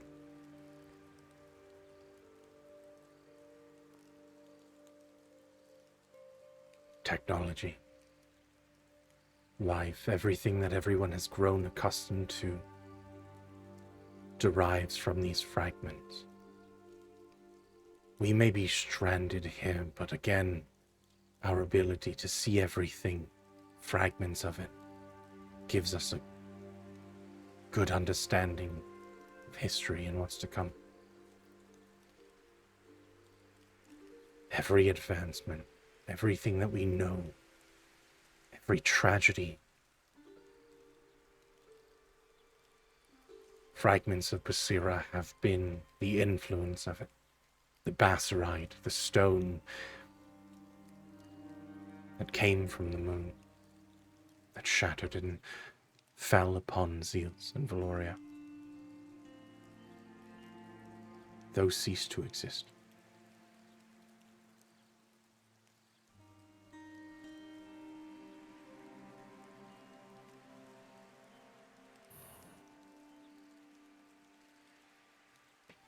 So you're saying if I do this, you lose Vic. If I don't, well, much worse things can happen. The world continues as it is, as it will be, until eventually the weave unfolds.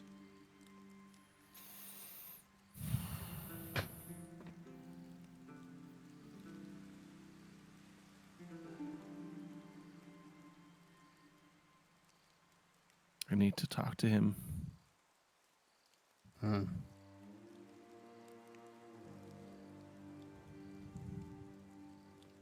I can't be ready before that happens.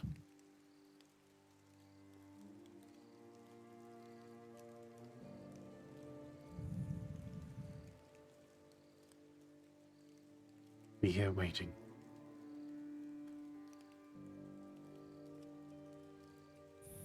As for you, he turns towards Kaelin.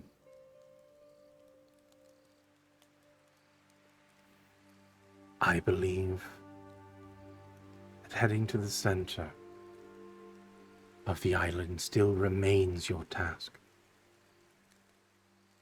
I think you need to see for yourself. The shard of the Bassarai, the Sira, that has merged with our island, the one that we protect, sealing it away from the world.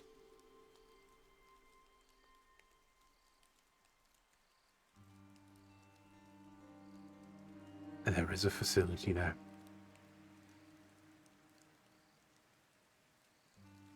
Locked behind heavy iron doors. It's a vault.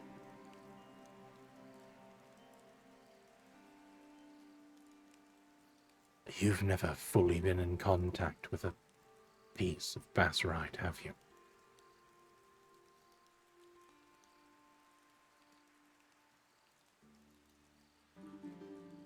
Kaelin shakes his head.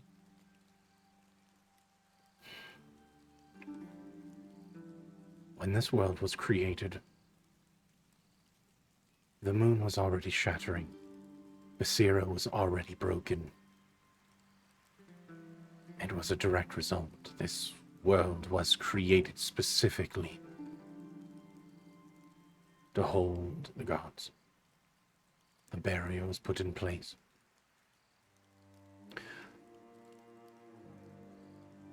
Those shards that fell to Zeals when the world began.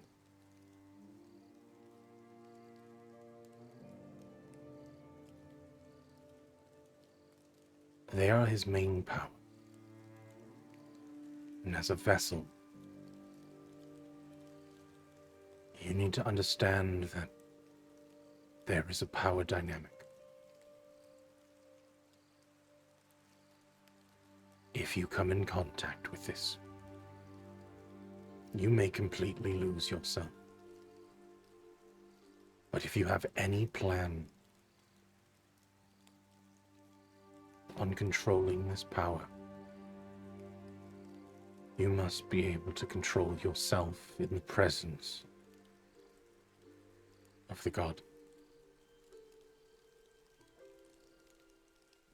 That's your path forward.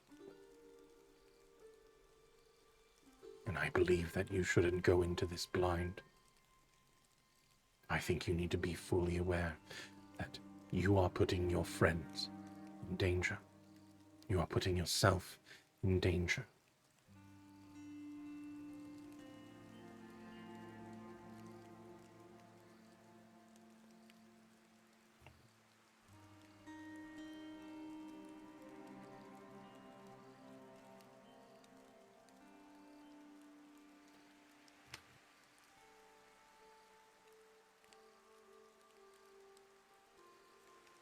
Kalen looks to everybody one by one.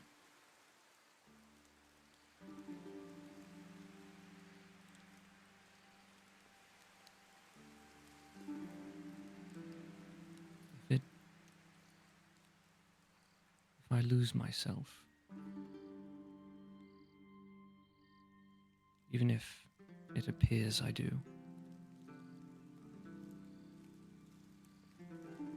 can I count on you all to stop me?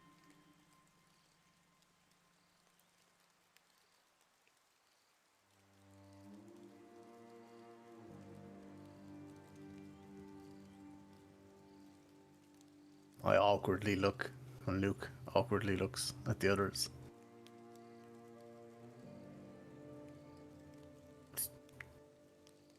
Sure?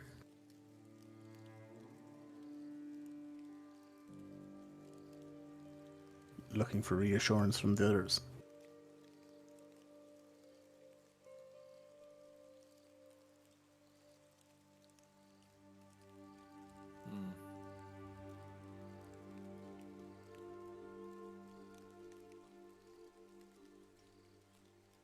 I mean, by stop you just mean like, restrain you,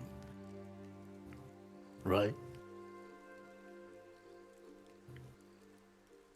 He means Not as put an in end to it.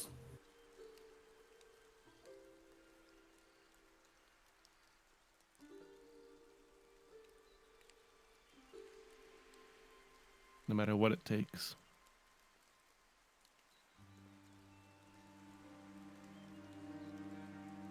Kalen looks at Alpha and gives him a nod. Alpha hasn't looked anywhere near you this whole morning.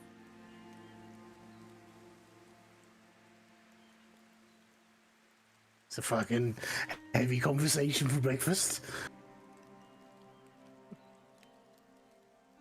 think Tamira's mainly just like still rubbing their headache out as well, having their eyes closed, just like, sure, love, quick or painful, you choose.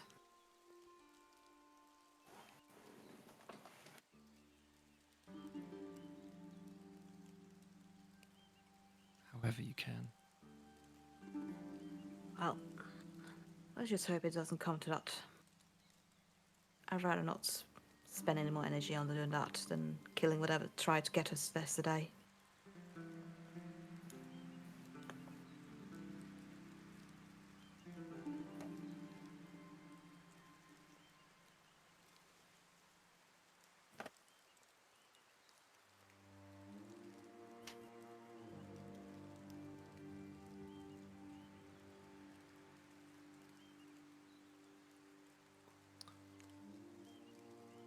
Alpha, for the first time, will look at Kalen. And you can see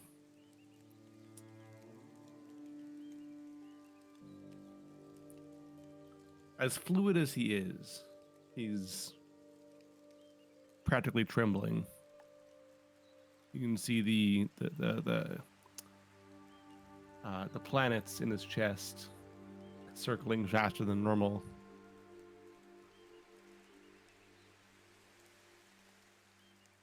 I need to talk to Vic. He needs to know what happened. Maybe after that I'll have an answer.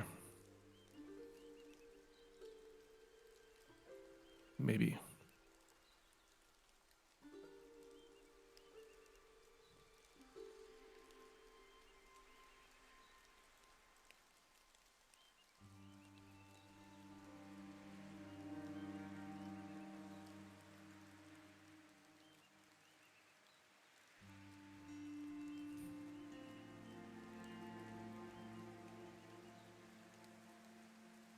As the morning passes, either just pushing the food around the plate during the conversation,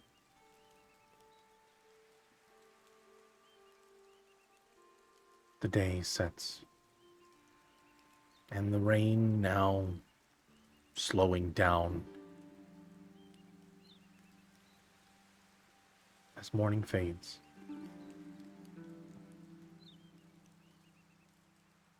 What is the plan?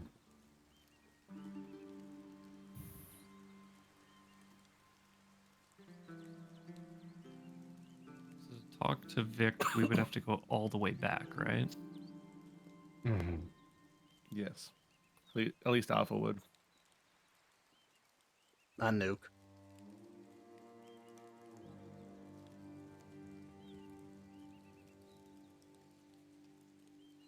Tamir would just mainly go there because of promise of a bed.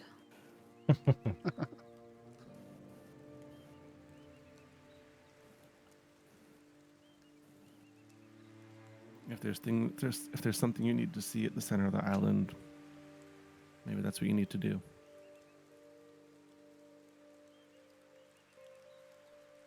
But I know where I need to go.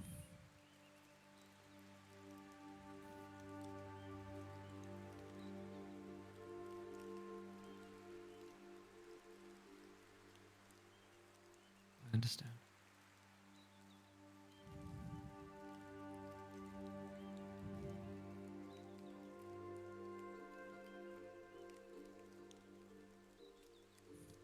Caitlin would get up and move to a more private space. Okay.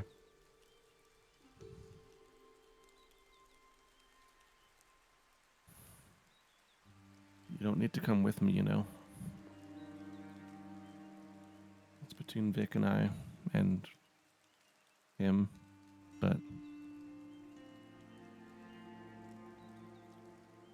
someone should stay and keep him safe.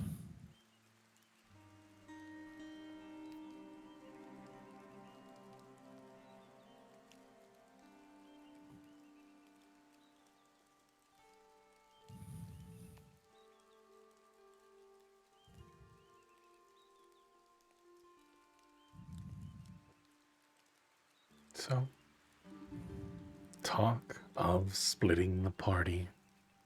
Mm-hmm. Who is going where as Alpha solidified, heading back to the village of Teluthia?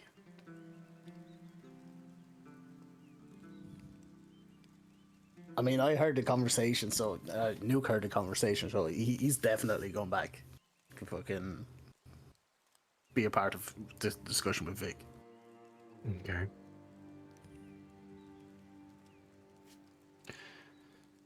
Amir, you said you were heading back with them as well. Yeah, I think Tamir just needs a break, and heading further anywhere except back to the town is not on their mind at the moment, I think. The Okay. discussion they can have themselves, but they just need some rest. It was not a very comfortable night for you.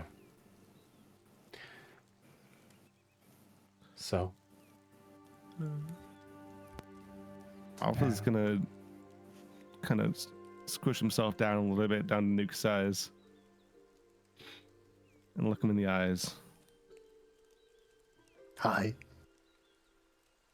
I know you heard me last night. Was I wrong?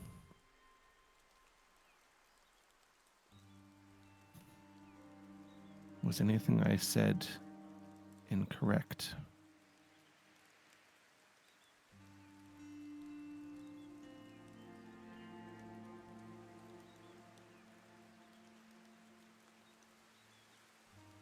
He rubs his hairless chin.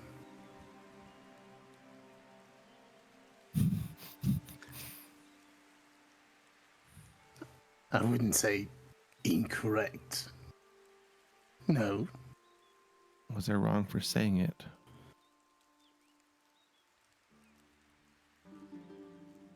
No. No. You weren't. Then someone who knows him should stay and watch. Keep him safe.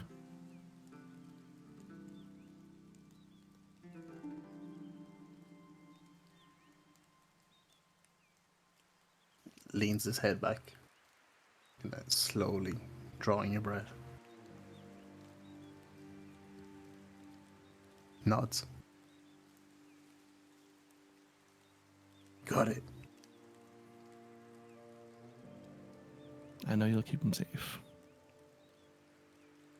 And I know you'll do what you need to do.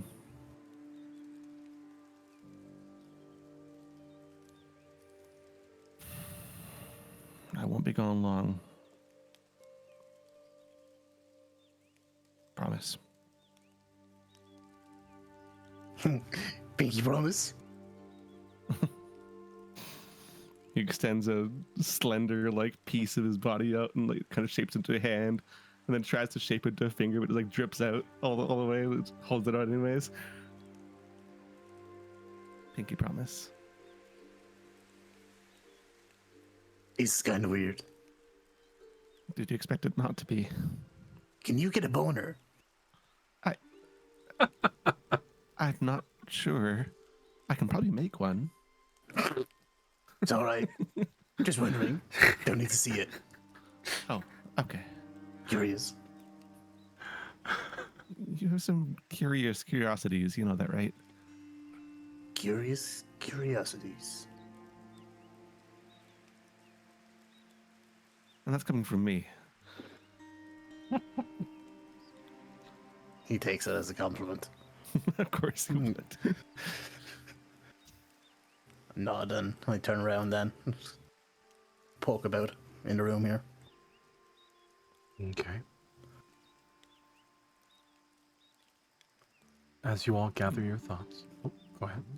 No, I was going to say, I'll turn to Tamir quickly and just say that when it comes to it, just let me talk to Vic, all right? Sure. Please. Sure. If you feel that's correct, sure. I have a feeling when he gets the news of what's happened and what Kaylin's done, it's not going to be pretty. So it's probably best if I'm the only one there. Sure. Just nods. Not gonna. Yeah. Just nods back, like, understandable. I'll keep my distance.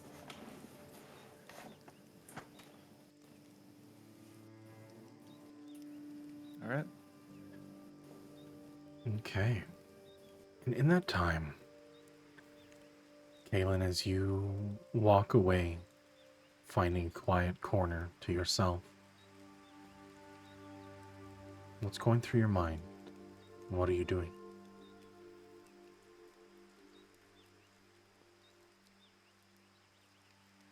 So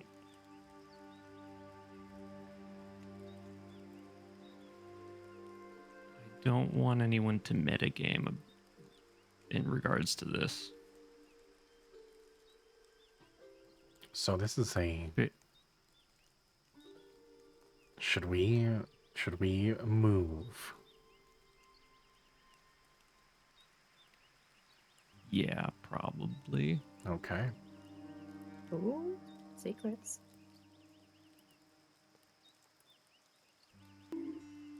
Okay. So, Okay. in that moment, what would you be doing? Kalen is thinking about the fact that he might now no longer have Vic or Alpha there to rely on to stop him. And my immediate thought was, okay, he's gonna build something that is like basically a bomb that will kill him if he loses control. But he wouldn't tell anybody about that because he knows that'll, like, they'll go with him and try and help him. And he doesn't want that to influence their decision. He also doesn't want them to, like, freak out, like, hey, you're planning a contingency that will kill you. Like, that's a little weird. He just wants to be absolutely sure that nothing, like, super bad can come of this. Like, even if they can't stop him, he'll stop himself.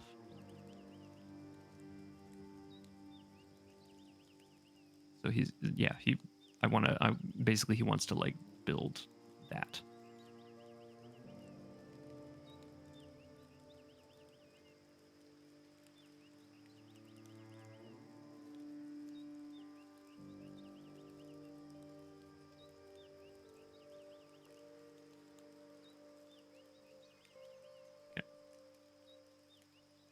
I'd close it Oh, and bring it the back back. on again or something. Nah, it's fine. It's back.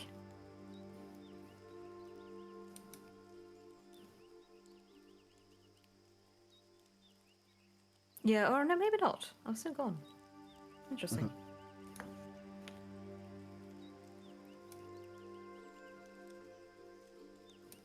Pro- Donk. Yep, there we go. It's back.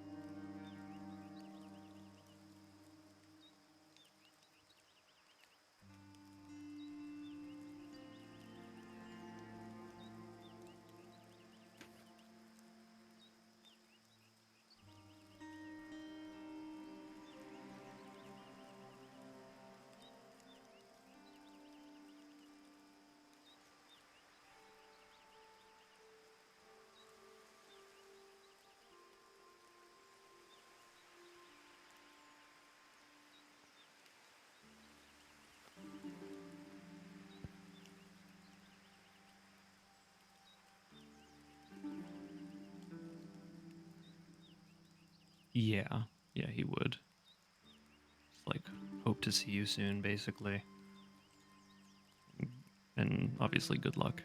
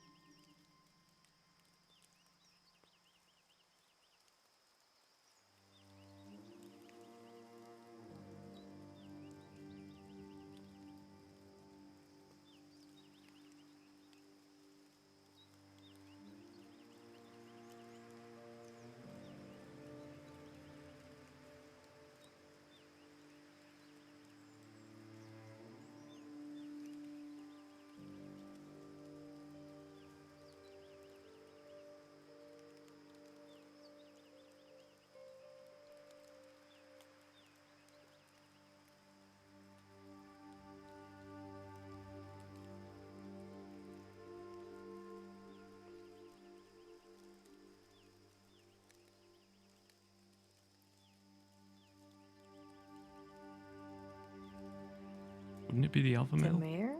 Oh, Sorry. Scoop. Okay, sure, you go ahead. I reckon Tamir was taking the lead, seeing how they're maybe a little bit more well traveled in the area, but sure. Be my guest. You're muted, Bam. I thought that I thought that the mirror would be leading too, but because I feel like Alpha's more concerned about what's happening at his feet.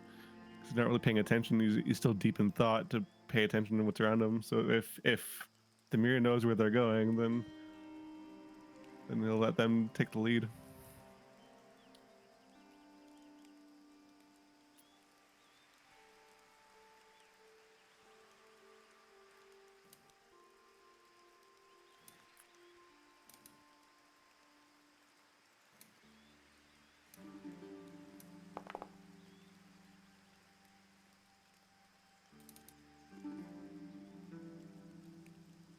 You're muted on the stream, by the way. Yeah.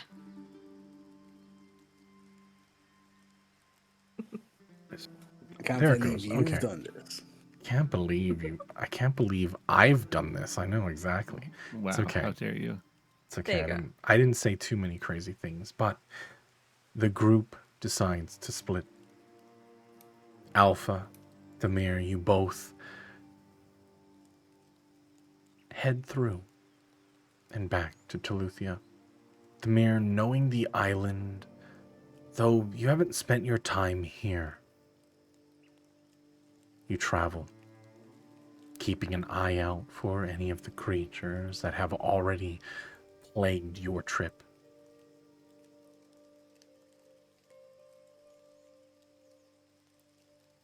I need one of you to give me a high or low roll. Dibs out. Oh, god damn it. Let's go high. Oh. 100% Okay. failed tonight. All right. Yeah. No. As you head up the beach, heading back to the river that leads you towards, knowing that you could make it to your camp just through the beach, you get sidetracked as you hear the sounds of a pack of boars rushing in your direction. Do you stand, both of you, do you stand and fight, or are you trying to rush away? Trying to run away from this pack? Tamir will definitely bolt, if not try to find somewhere to hide high up, away from their sight. Huh? I was just thinking if I would even notice. Yeah, I think we'll, if they're trying to hide, then I'll attempt to find a spot to hide as well. Okay.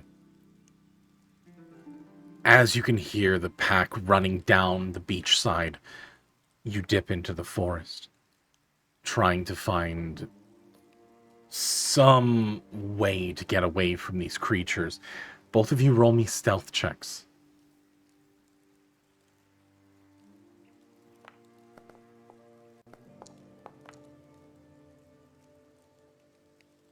Okay. Jesus Christ.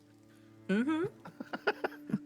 Let's just go ahead. Tamir and can this. They know how to do this. check. Alright. I'm just gonna go ahead and check. Yeah, you managed to, both of them. They rush by. As you watch them, they're these strange tendrils just kind of licking the air as it just go. It's almost like a proboscis type mouth on this like licking tendril that is like whipping around, dozens of them in the maw. It runs by as you hold your breath. It's unlike any boar you've seen before. But you wait. And it does take a while. The rest of the day goes by, and eventually you make it to your camp. Just as you left it.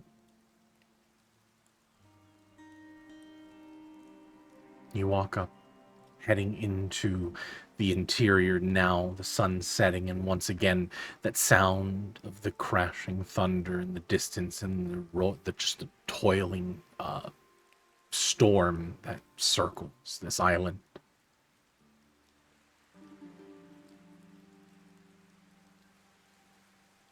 Villagers are walking around, the children are still playing as there's still a bit of light left in the sky.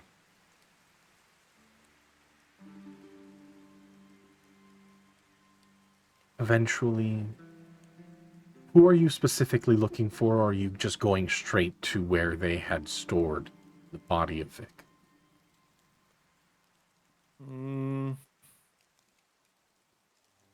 Well, I think that once we get to the village, Alpha's very distracted once again with all the forms he can see above them for one thing, but trying to figure out if that's where his path lies, kind of thing. But I think specifically I'm going to be looking for Poe first. Okay.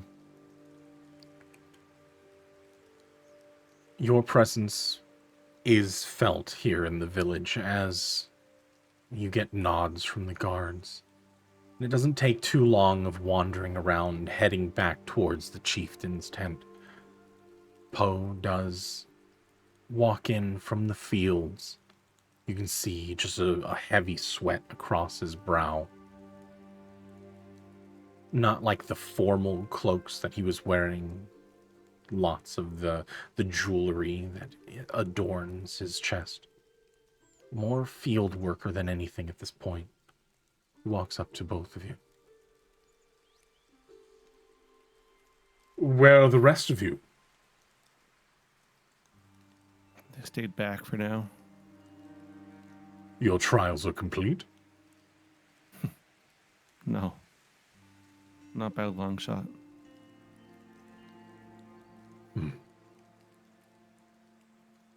Well, We found the one at the observatory.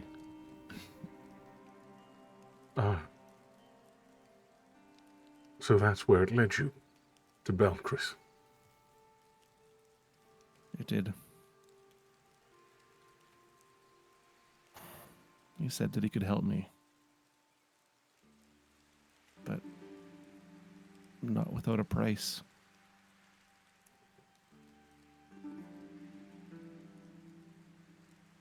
Did you know? Of what? Of what it would cost for me to know what I am or who I am. For me to really know.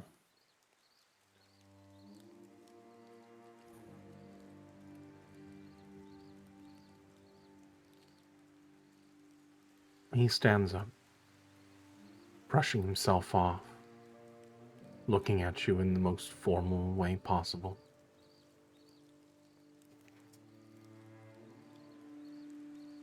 I did. Our people go through this. And there's a reason why there are many children among us. Because those that fail to ascend, those that are not granted with the gift, or fail to receive it, they shatter. And they break. I think that's what I'm worried about.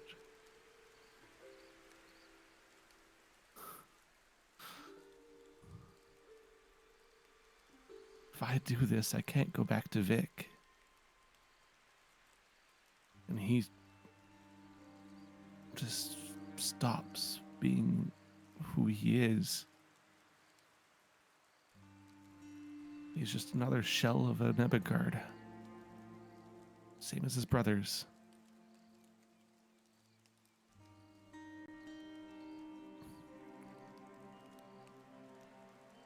Did you know that?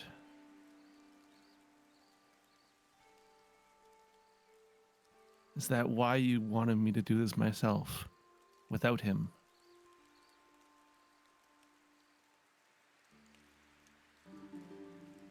As vessels, as pawns of Basira, their range knows no bounds. This had to be done by you. The understanding of this had to be in your mind.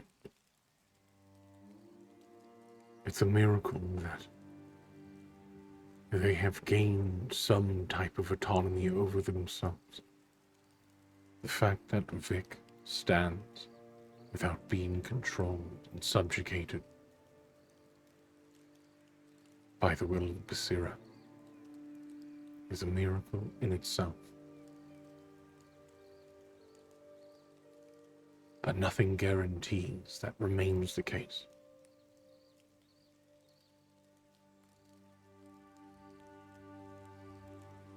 You think he could still be turned?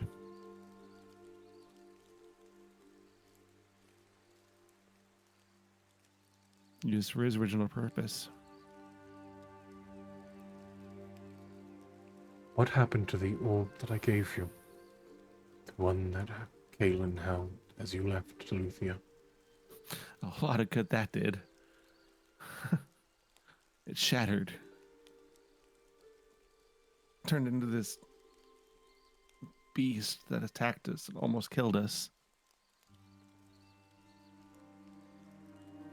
And the orb, did it remind you of anything?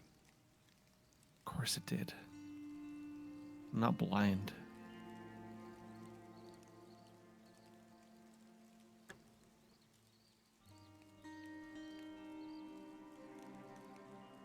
It is forged from the exact same crystal as what resides in Vic.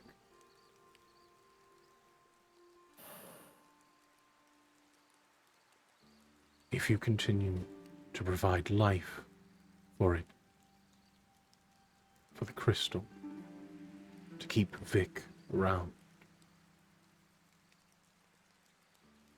do you understand that your energy, your life essence, will be pulled from you slowly, and eventually, it's not guaranteed to happen now, but eventually it will suffer the same fate as the fragment, the orb that I gave Kaelin. But this time, it will have the power that you hold in yourself. The powers gifted by the Astral Guardians.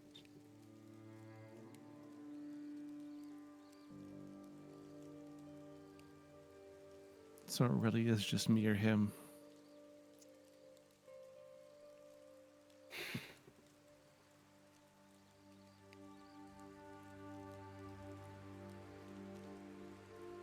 I need to see him.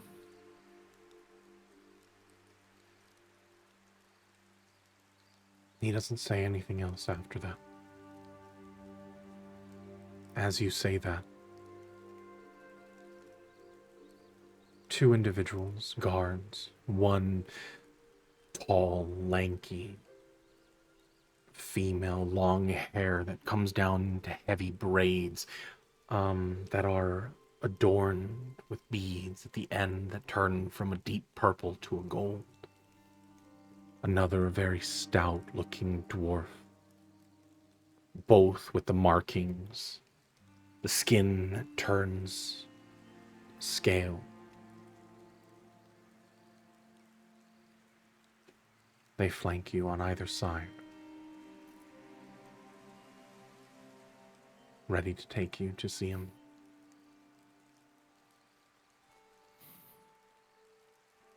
You know, you could have warned me that this is the choice I had to make.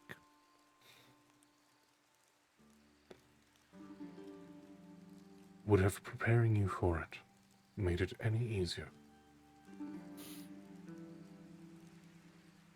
No, but it might have let me prepare a little more.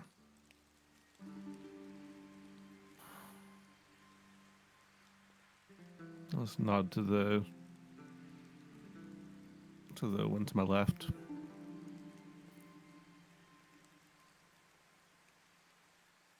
They head through, going to the warehouse in the back. Oh, that. Can Tamir stop Alpha for a second? Sure. Just looking towards him and like asking, do you need backup or do you rather talk alone?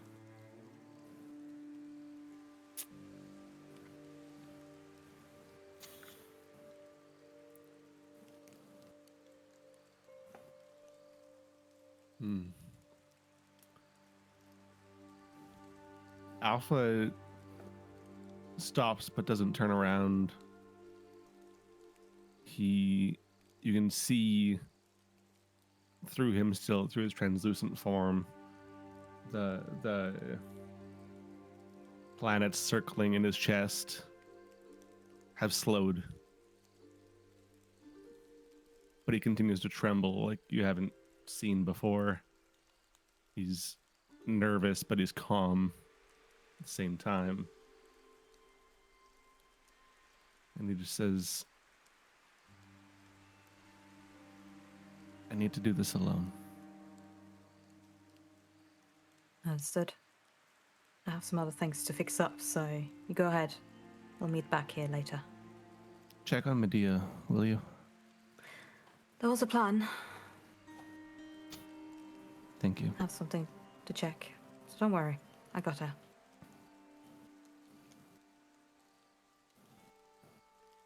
He just nods and nods to the ones beside him again. Let's do this. Alpha and the two guards walk away, leaving Demir in the center, right by the chieftain's tent. He gives you a nod, and there's a look of sadness in his eyes. Give me an insight check, Demir.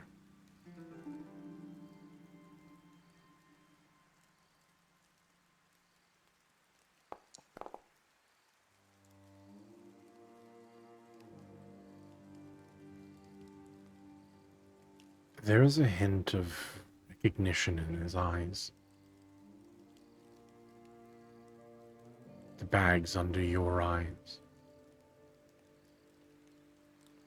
It's as though he can see your weave, or the lack thereof. And there is this acknowledgement, knowing that you now know your connection to this world is faint, which allows you to move freely through the letheric flow. He doesn't say anything, but he gives you a bow. Mir just nods back and, like all the time, is trying to put humor to things, just comments back to like a heavy night for you as well.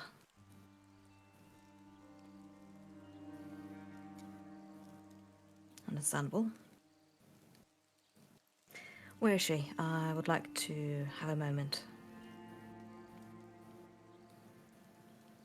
He puts his hands into his robe. He walks along side by side with you, knowing that this was the question you were about to ask. He leads you towards Medea's tent. And as you both go your separate ways, we'll go ahead and return to the other side of the group.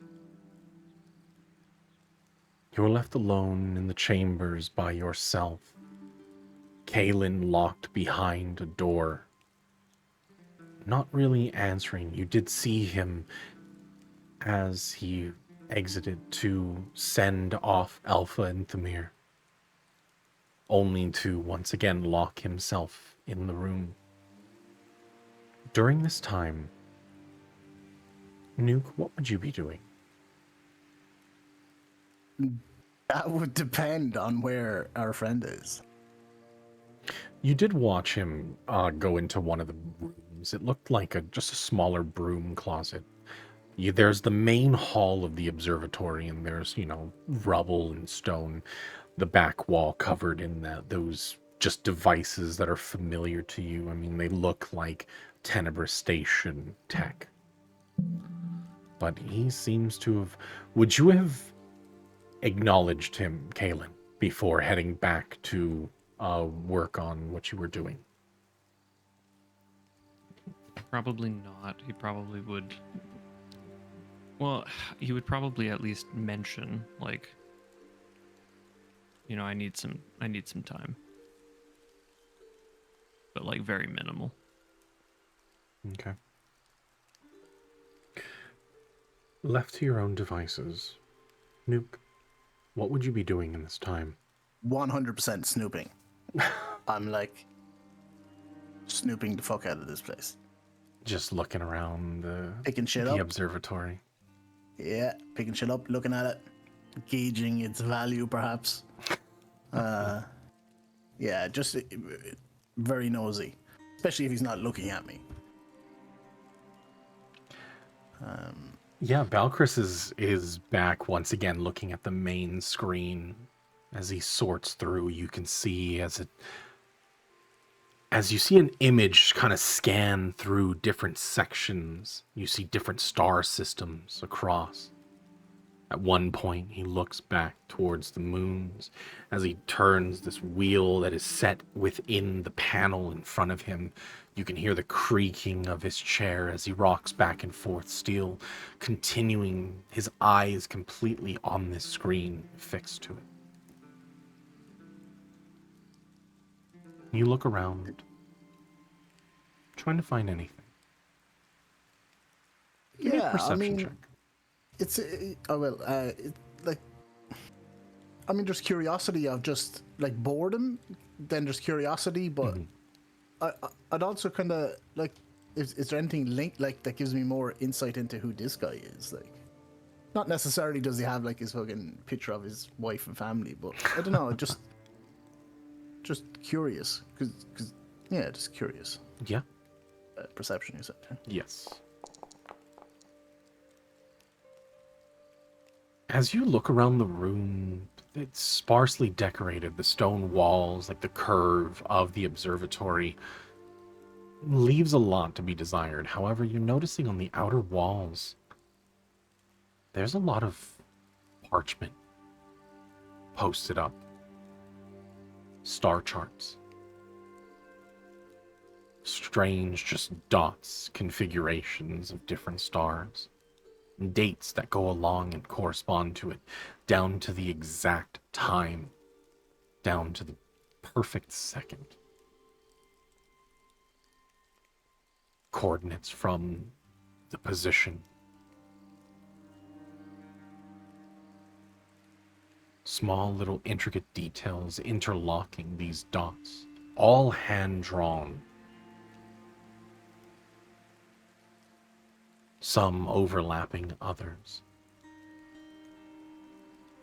You're not sure what they mean, but there's nothing written across them, but they're unmistakable. These are hand-drawn images of where stars are in the skies. They are star charts.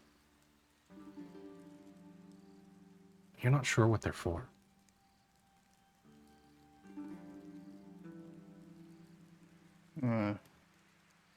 I mean, there would be just a roaming around looking at things, but also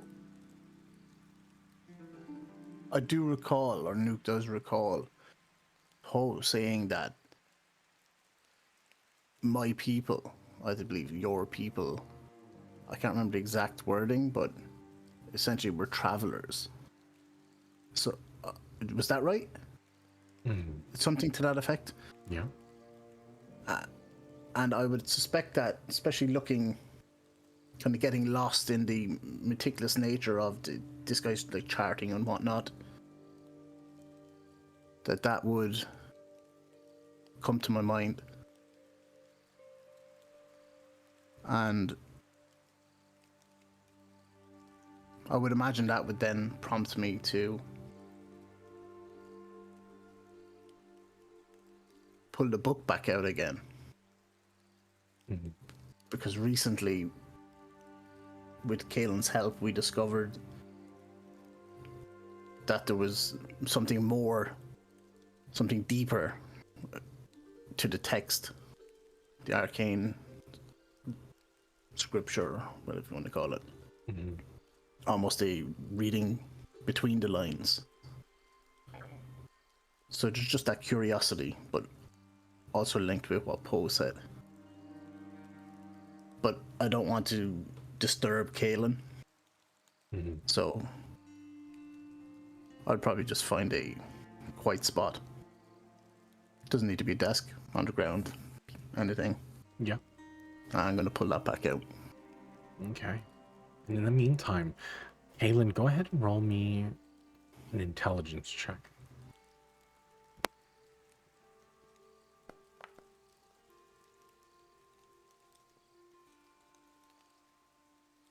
You have everything that you need. And to accomplish what you want to is easy. You've done this before.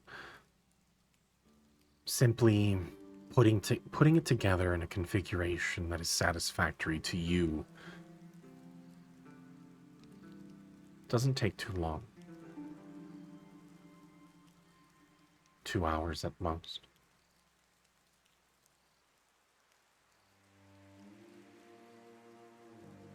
Okay.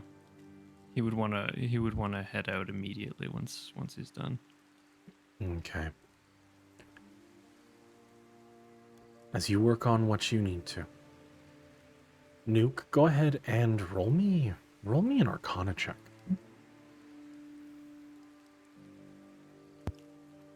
Yep.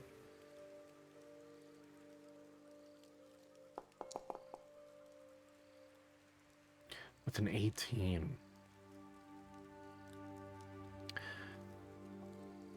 You took a moment looking over all these star charts. And you cracked open your book trying to find something. The book's old, worn down. However, it stands out to you. There's markings in the paper. For some reason, your mind keeps picking up the patterns over and over again. You take one of the books and you rush it over to one of the walls. A diagram for a spell that has no name, at least from what you can gather. The weave, everything, the somatic components. A list of ingredients. But you search, and eventually you see it.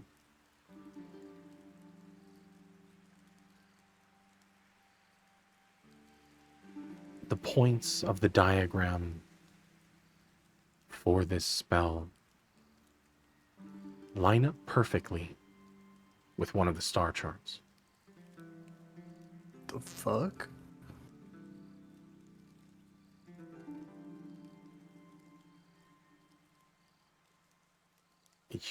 Surely you're mistaken. There's no way.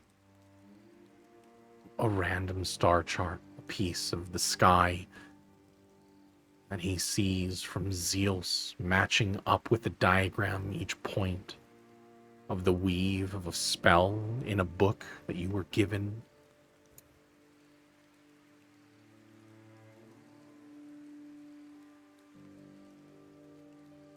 So are we saying this the somatic the hand movements the, that Yeah.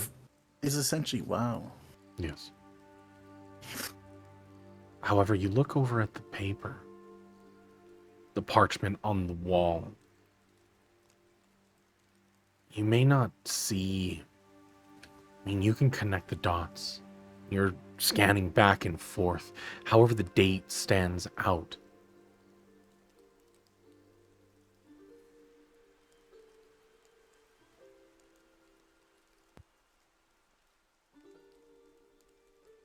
It What was is it? it was the day that your father was sentenced to his fate.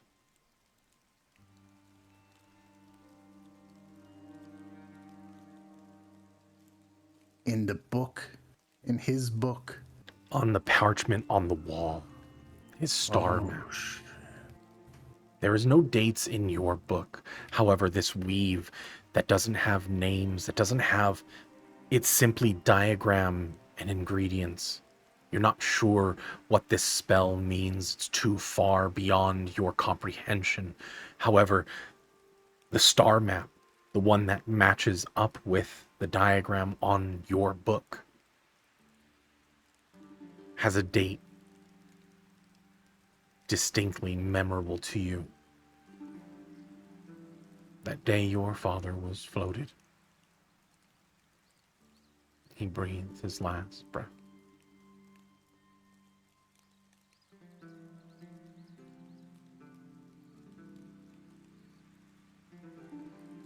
That's surreal.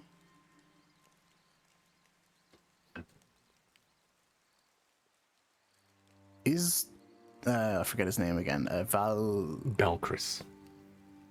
Belcris or Valcris? Bell with a B. Belcris. Bravo. Is patronizing. Is he within earshot of me? Yeah, he's in the room. I mean, the room, the observatory, like the main hall, is just a giant round area. There is one wall that is flat that has all of the instruments that he is kind of like pushing his chair from one to another as you watch the main screen's panels start to change. He'll pull out a parchment and he'll start to sketch it out. You see him focus and line up certain like the stars in the sky. You see him just scrawling across parchment. He'll stop. He'll write down a date on it, and he'll post it against the wall. Doesn't seem like he's paying attention to you too much.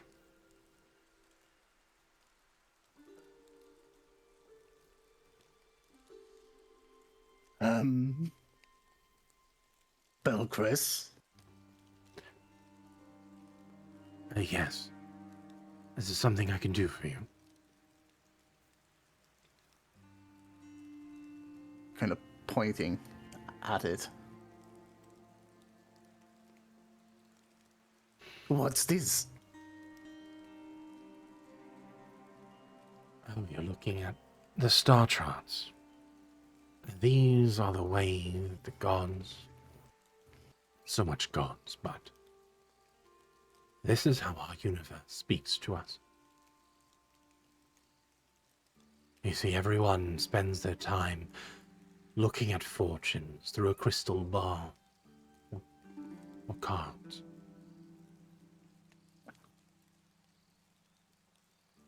I see stories through the stars in the sky.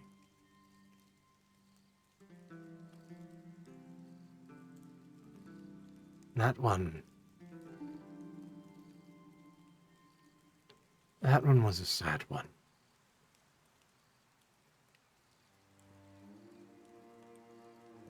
A lie leading to death. You see, it's not exact.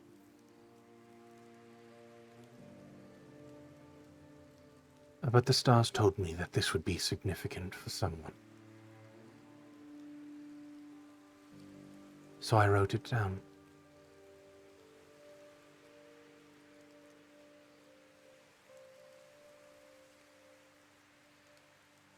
Does it mean something to you?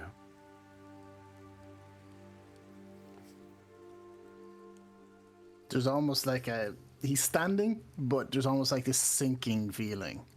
Like the ground is just like swallowing him up.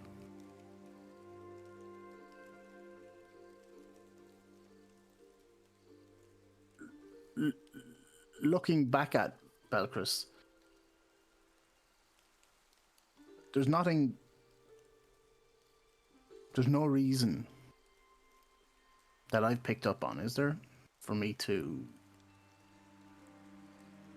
suspicion or mistrust? Give me an insight check.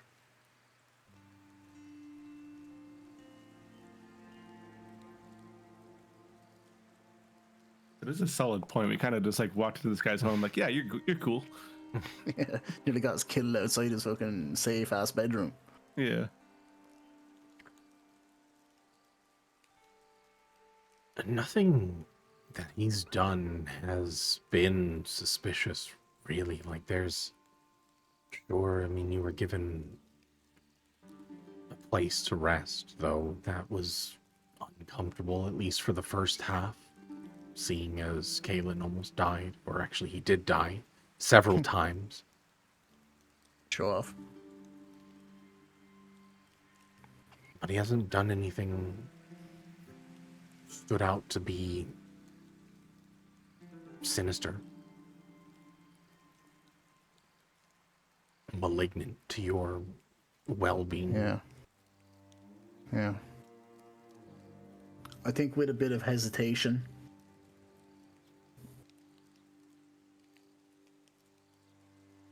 Nuke would walk across the room with the book, still looking at it. It's taking all this in. I mean, this is wild. This is unexpected. to find that in the book that I've been carrying around for that date, and even that quote of a lie leading to a death.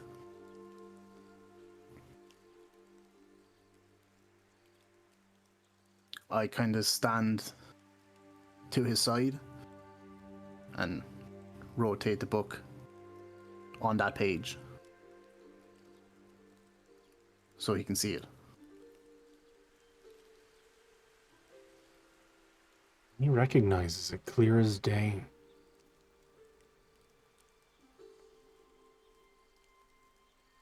So then that one was for you. Traveler among the stars.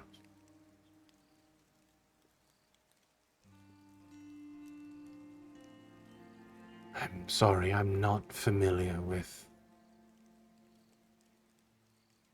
sigils, magical weave, but whatever this means, it must be related to. He looks over at the parchment on the wall. Your loss.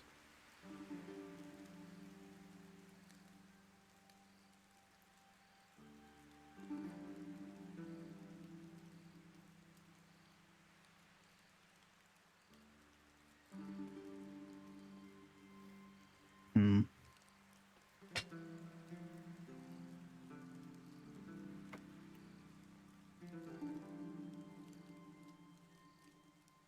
And he offers nothing else, right? Mm-hmm. Apologize, I wish I could tell you more, but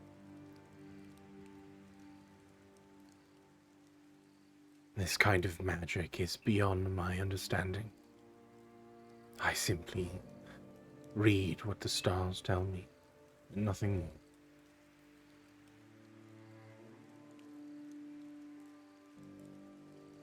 I nod, and I slowly move back over, looking up at the charts, the book,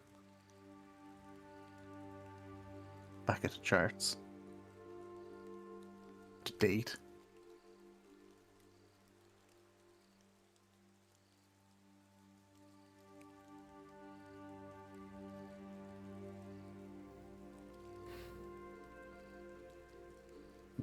This will preoccupy my mind for a while. It would be a few hours, and eventually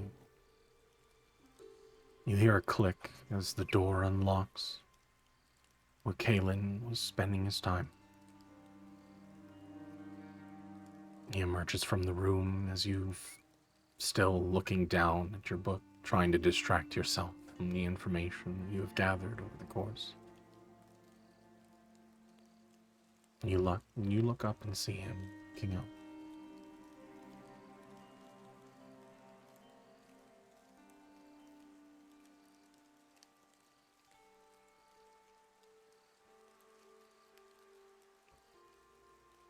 Ready to go?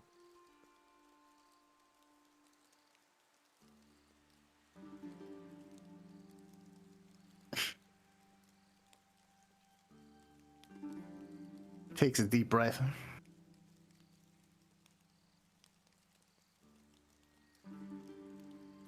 Wait, where are we going? To the center of the forest. Right.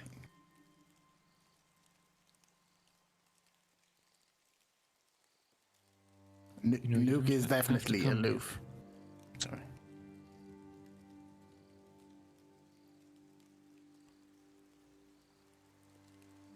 He snaps out of it. No, we're going. I just was thinking. Right?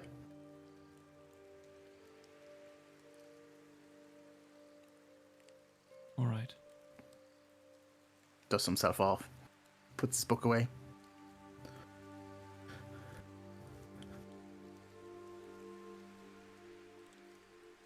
I'll keep to the sky. See if I can keep us away from any dangers. Make sure you keep an eye on me though, right? Don't get like too far away. Get fucking course. eaten.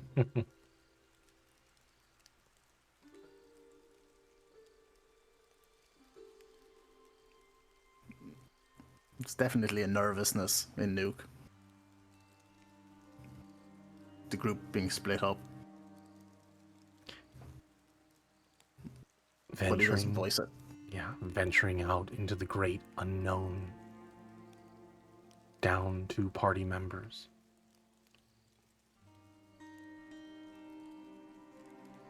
Balcris does turn to you, at least you, Nuke.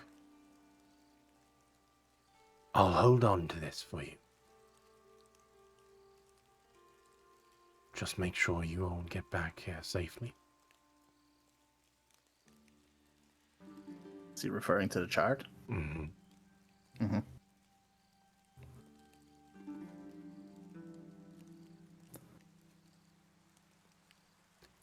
I nod and tuck in behind Kaelin. Both of you, be careful.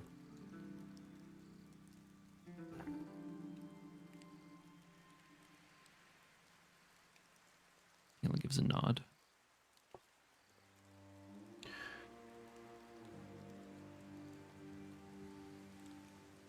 This journey into the jungle, being dropped off here on Teluthia.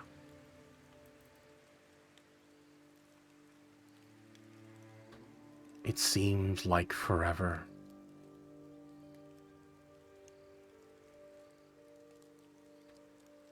You already find yourself weary from your travels, but still more of this island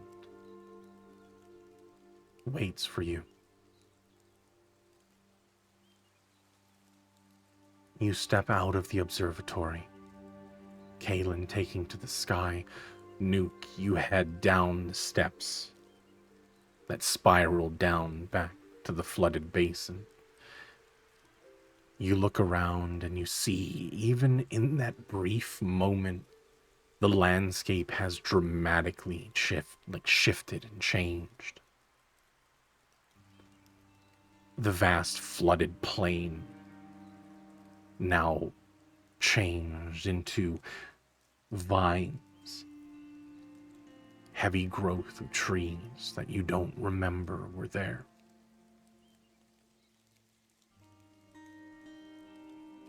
This jungle changes dramatically and rapidly. But both of you, your eyes turn to the sky. Kaelin looking out, making sure nothing sneaks up on both of you. You head north. It's early in the day, but you press on, following the coast all the way up through the riverside. The party separated and everyone has their tasks. Alpha needing to converse with Vic. Thamir checking on Medea. Nuke, you're tasked with making sure nothing happens to Kaelin. And Kaelin, your task risks your very life.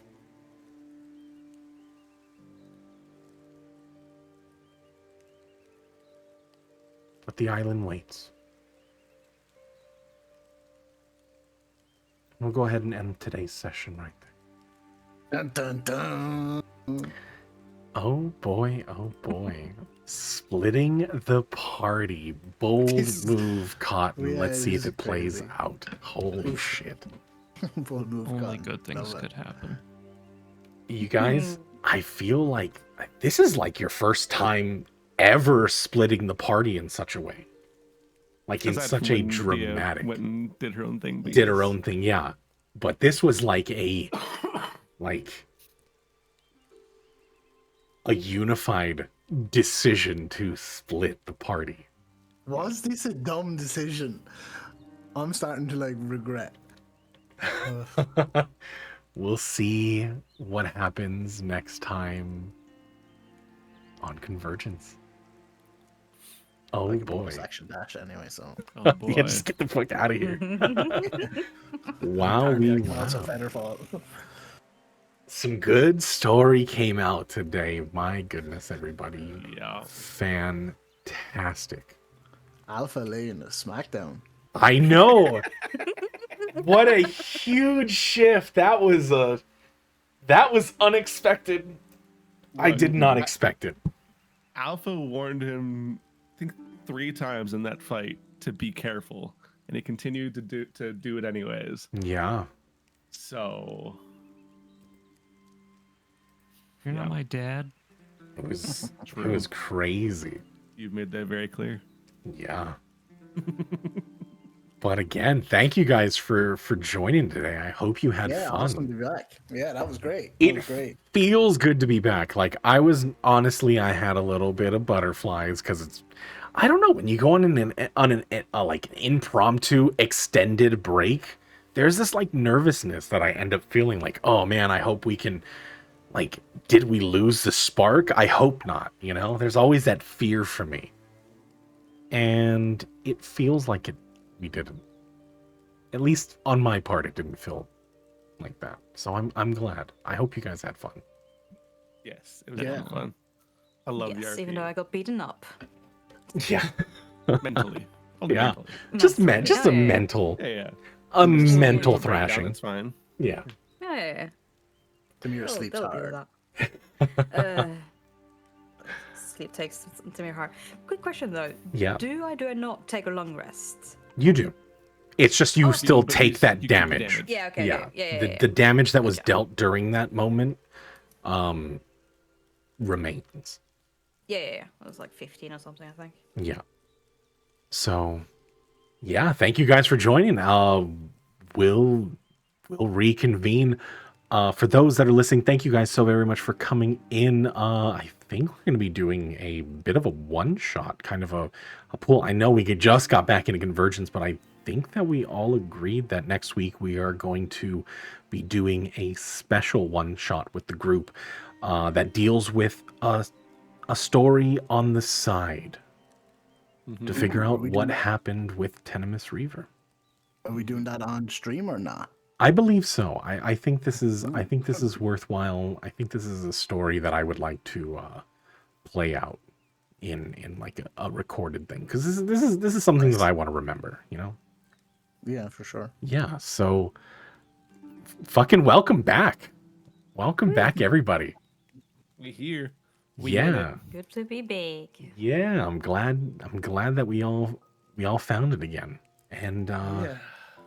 more stories to come. We'll see what happens when we deal with whatever this is going to be, with the party being split. Oh boy. Thanks very much, though, guys. Appreciate it. Thanks, Levy. You're awesome. Yeah. It was a good Yeah. time. Thanks for joining, guys. Yeah. Thanks for DMing. We will catch you later. Oh boy. All right. Take care, everyone. Bye. Yeah. Bye. Bye. Bye-bye. Bye.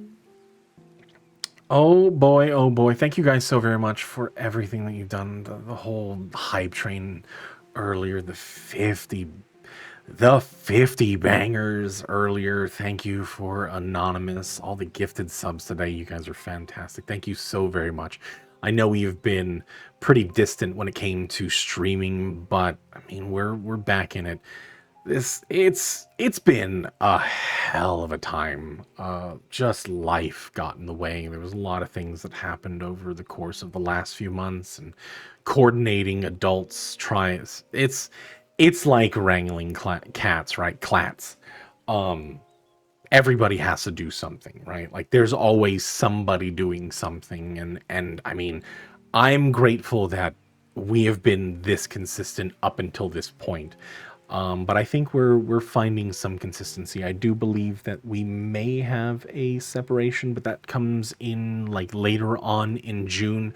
Thank you guys so very much for hanging out with me today. I really do hope that you had a good time.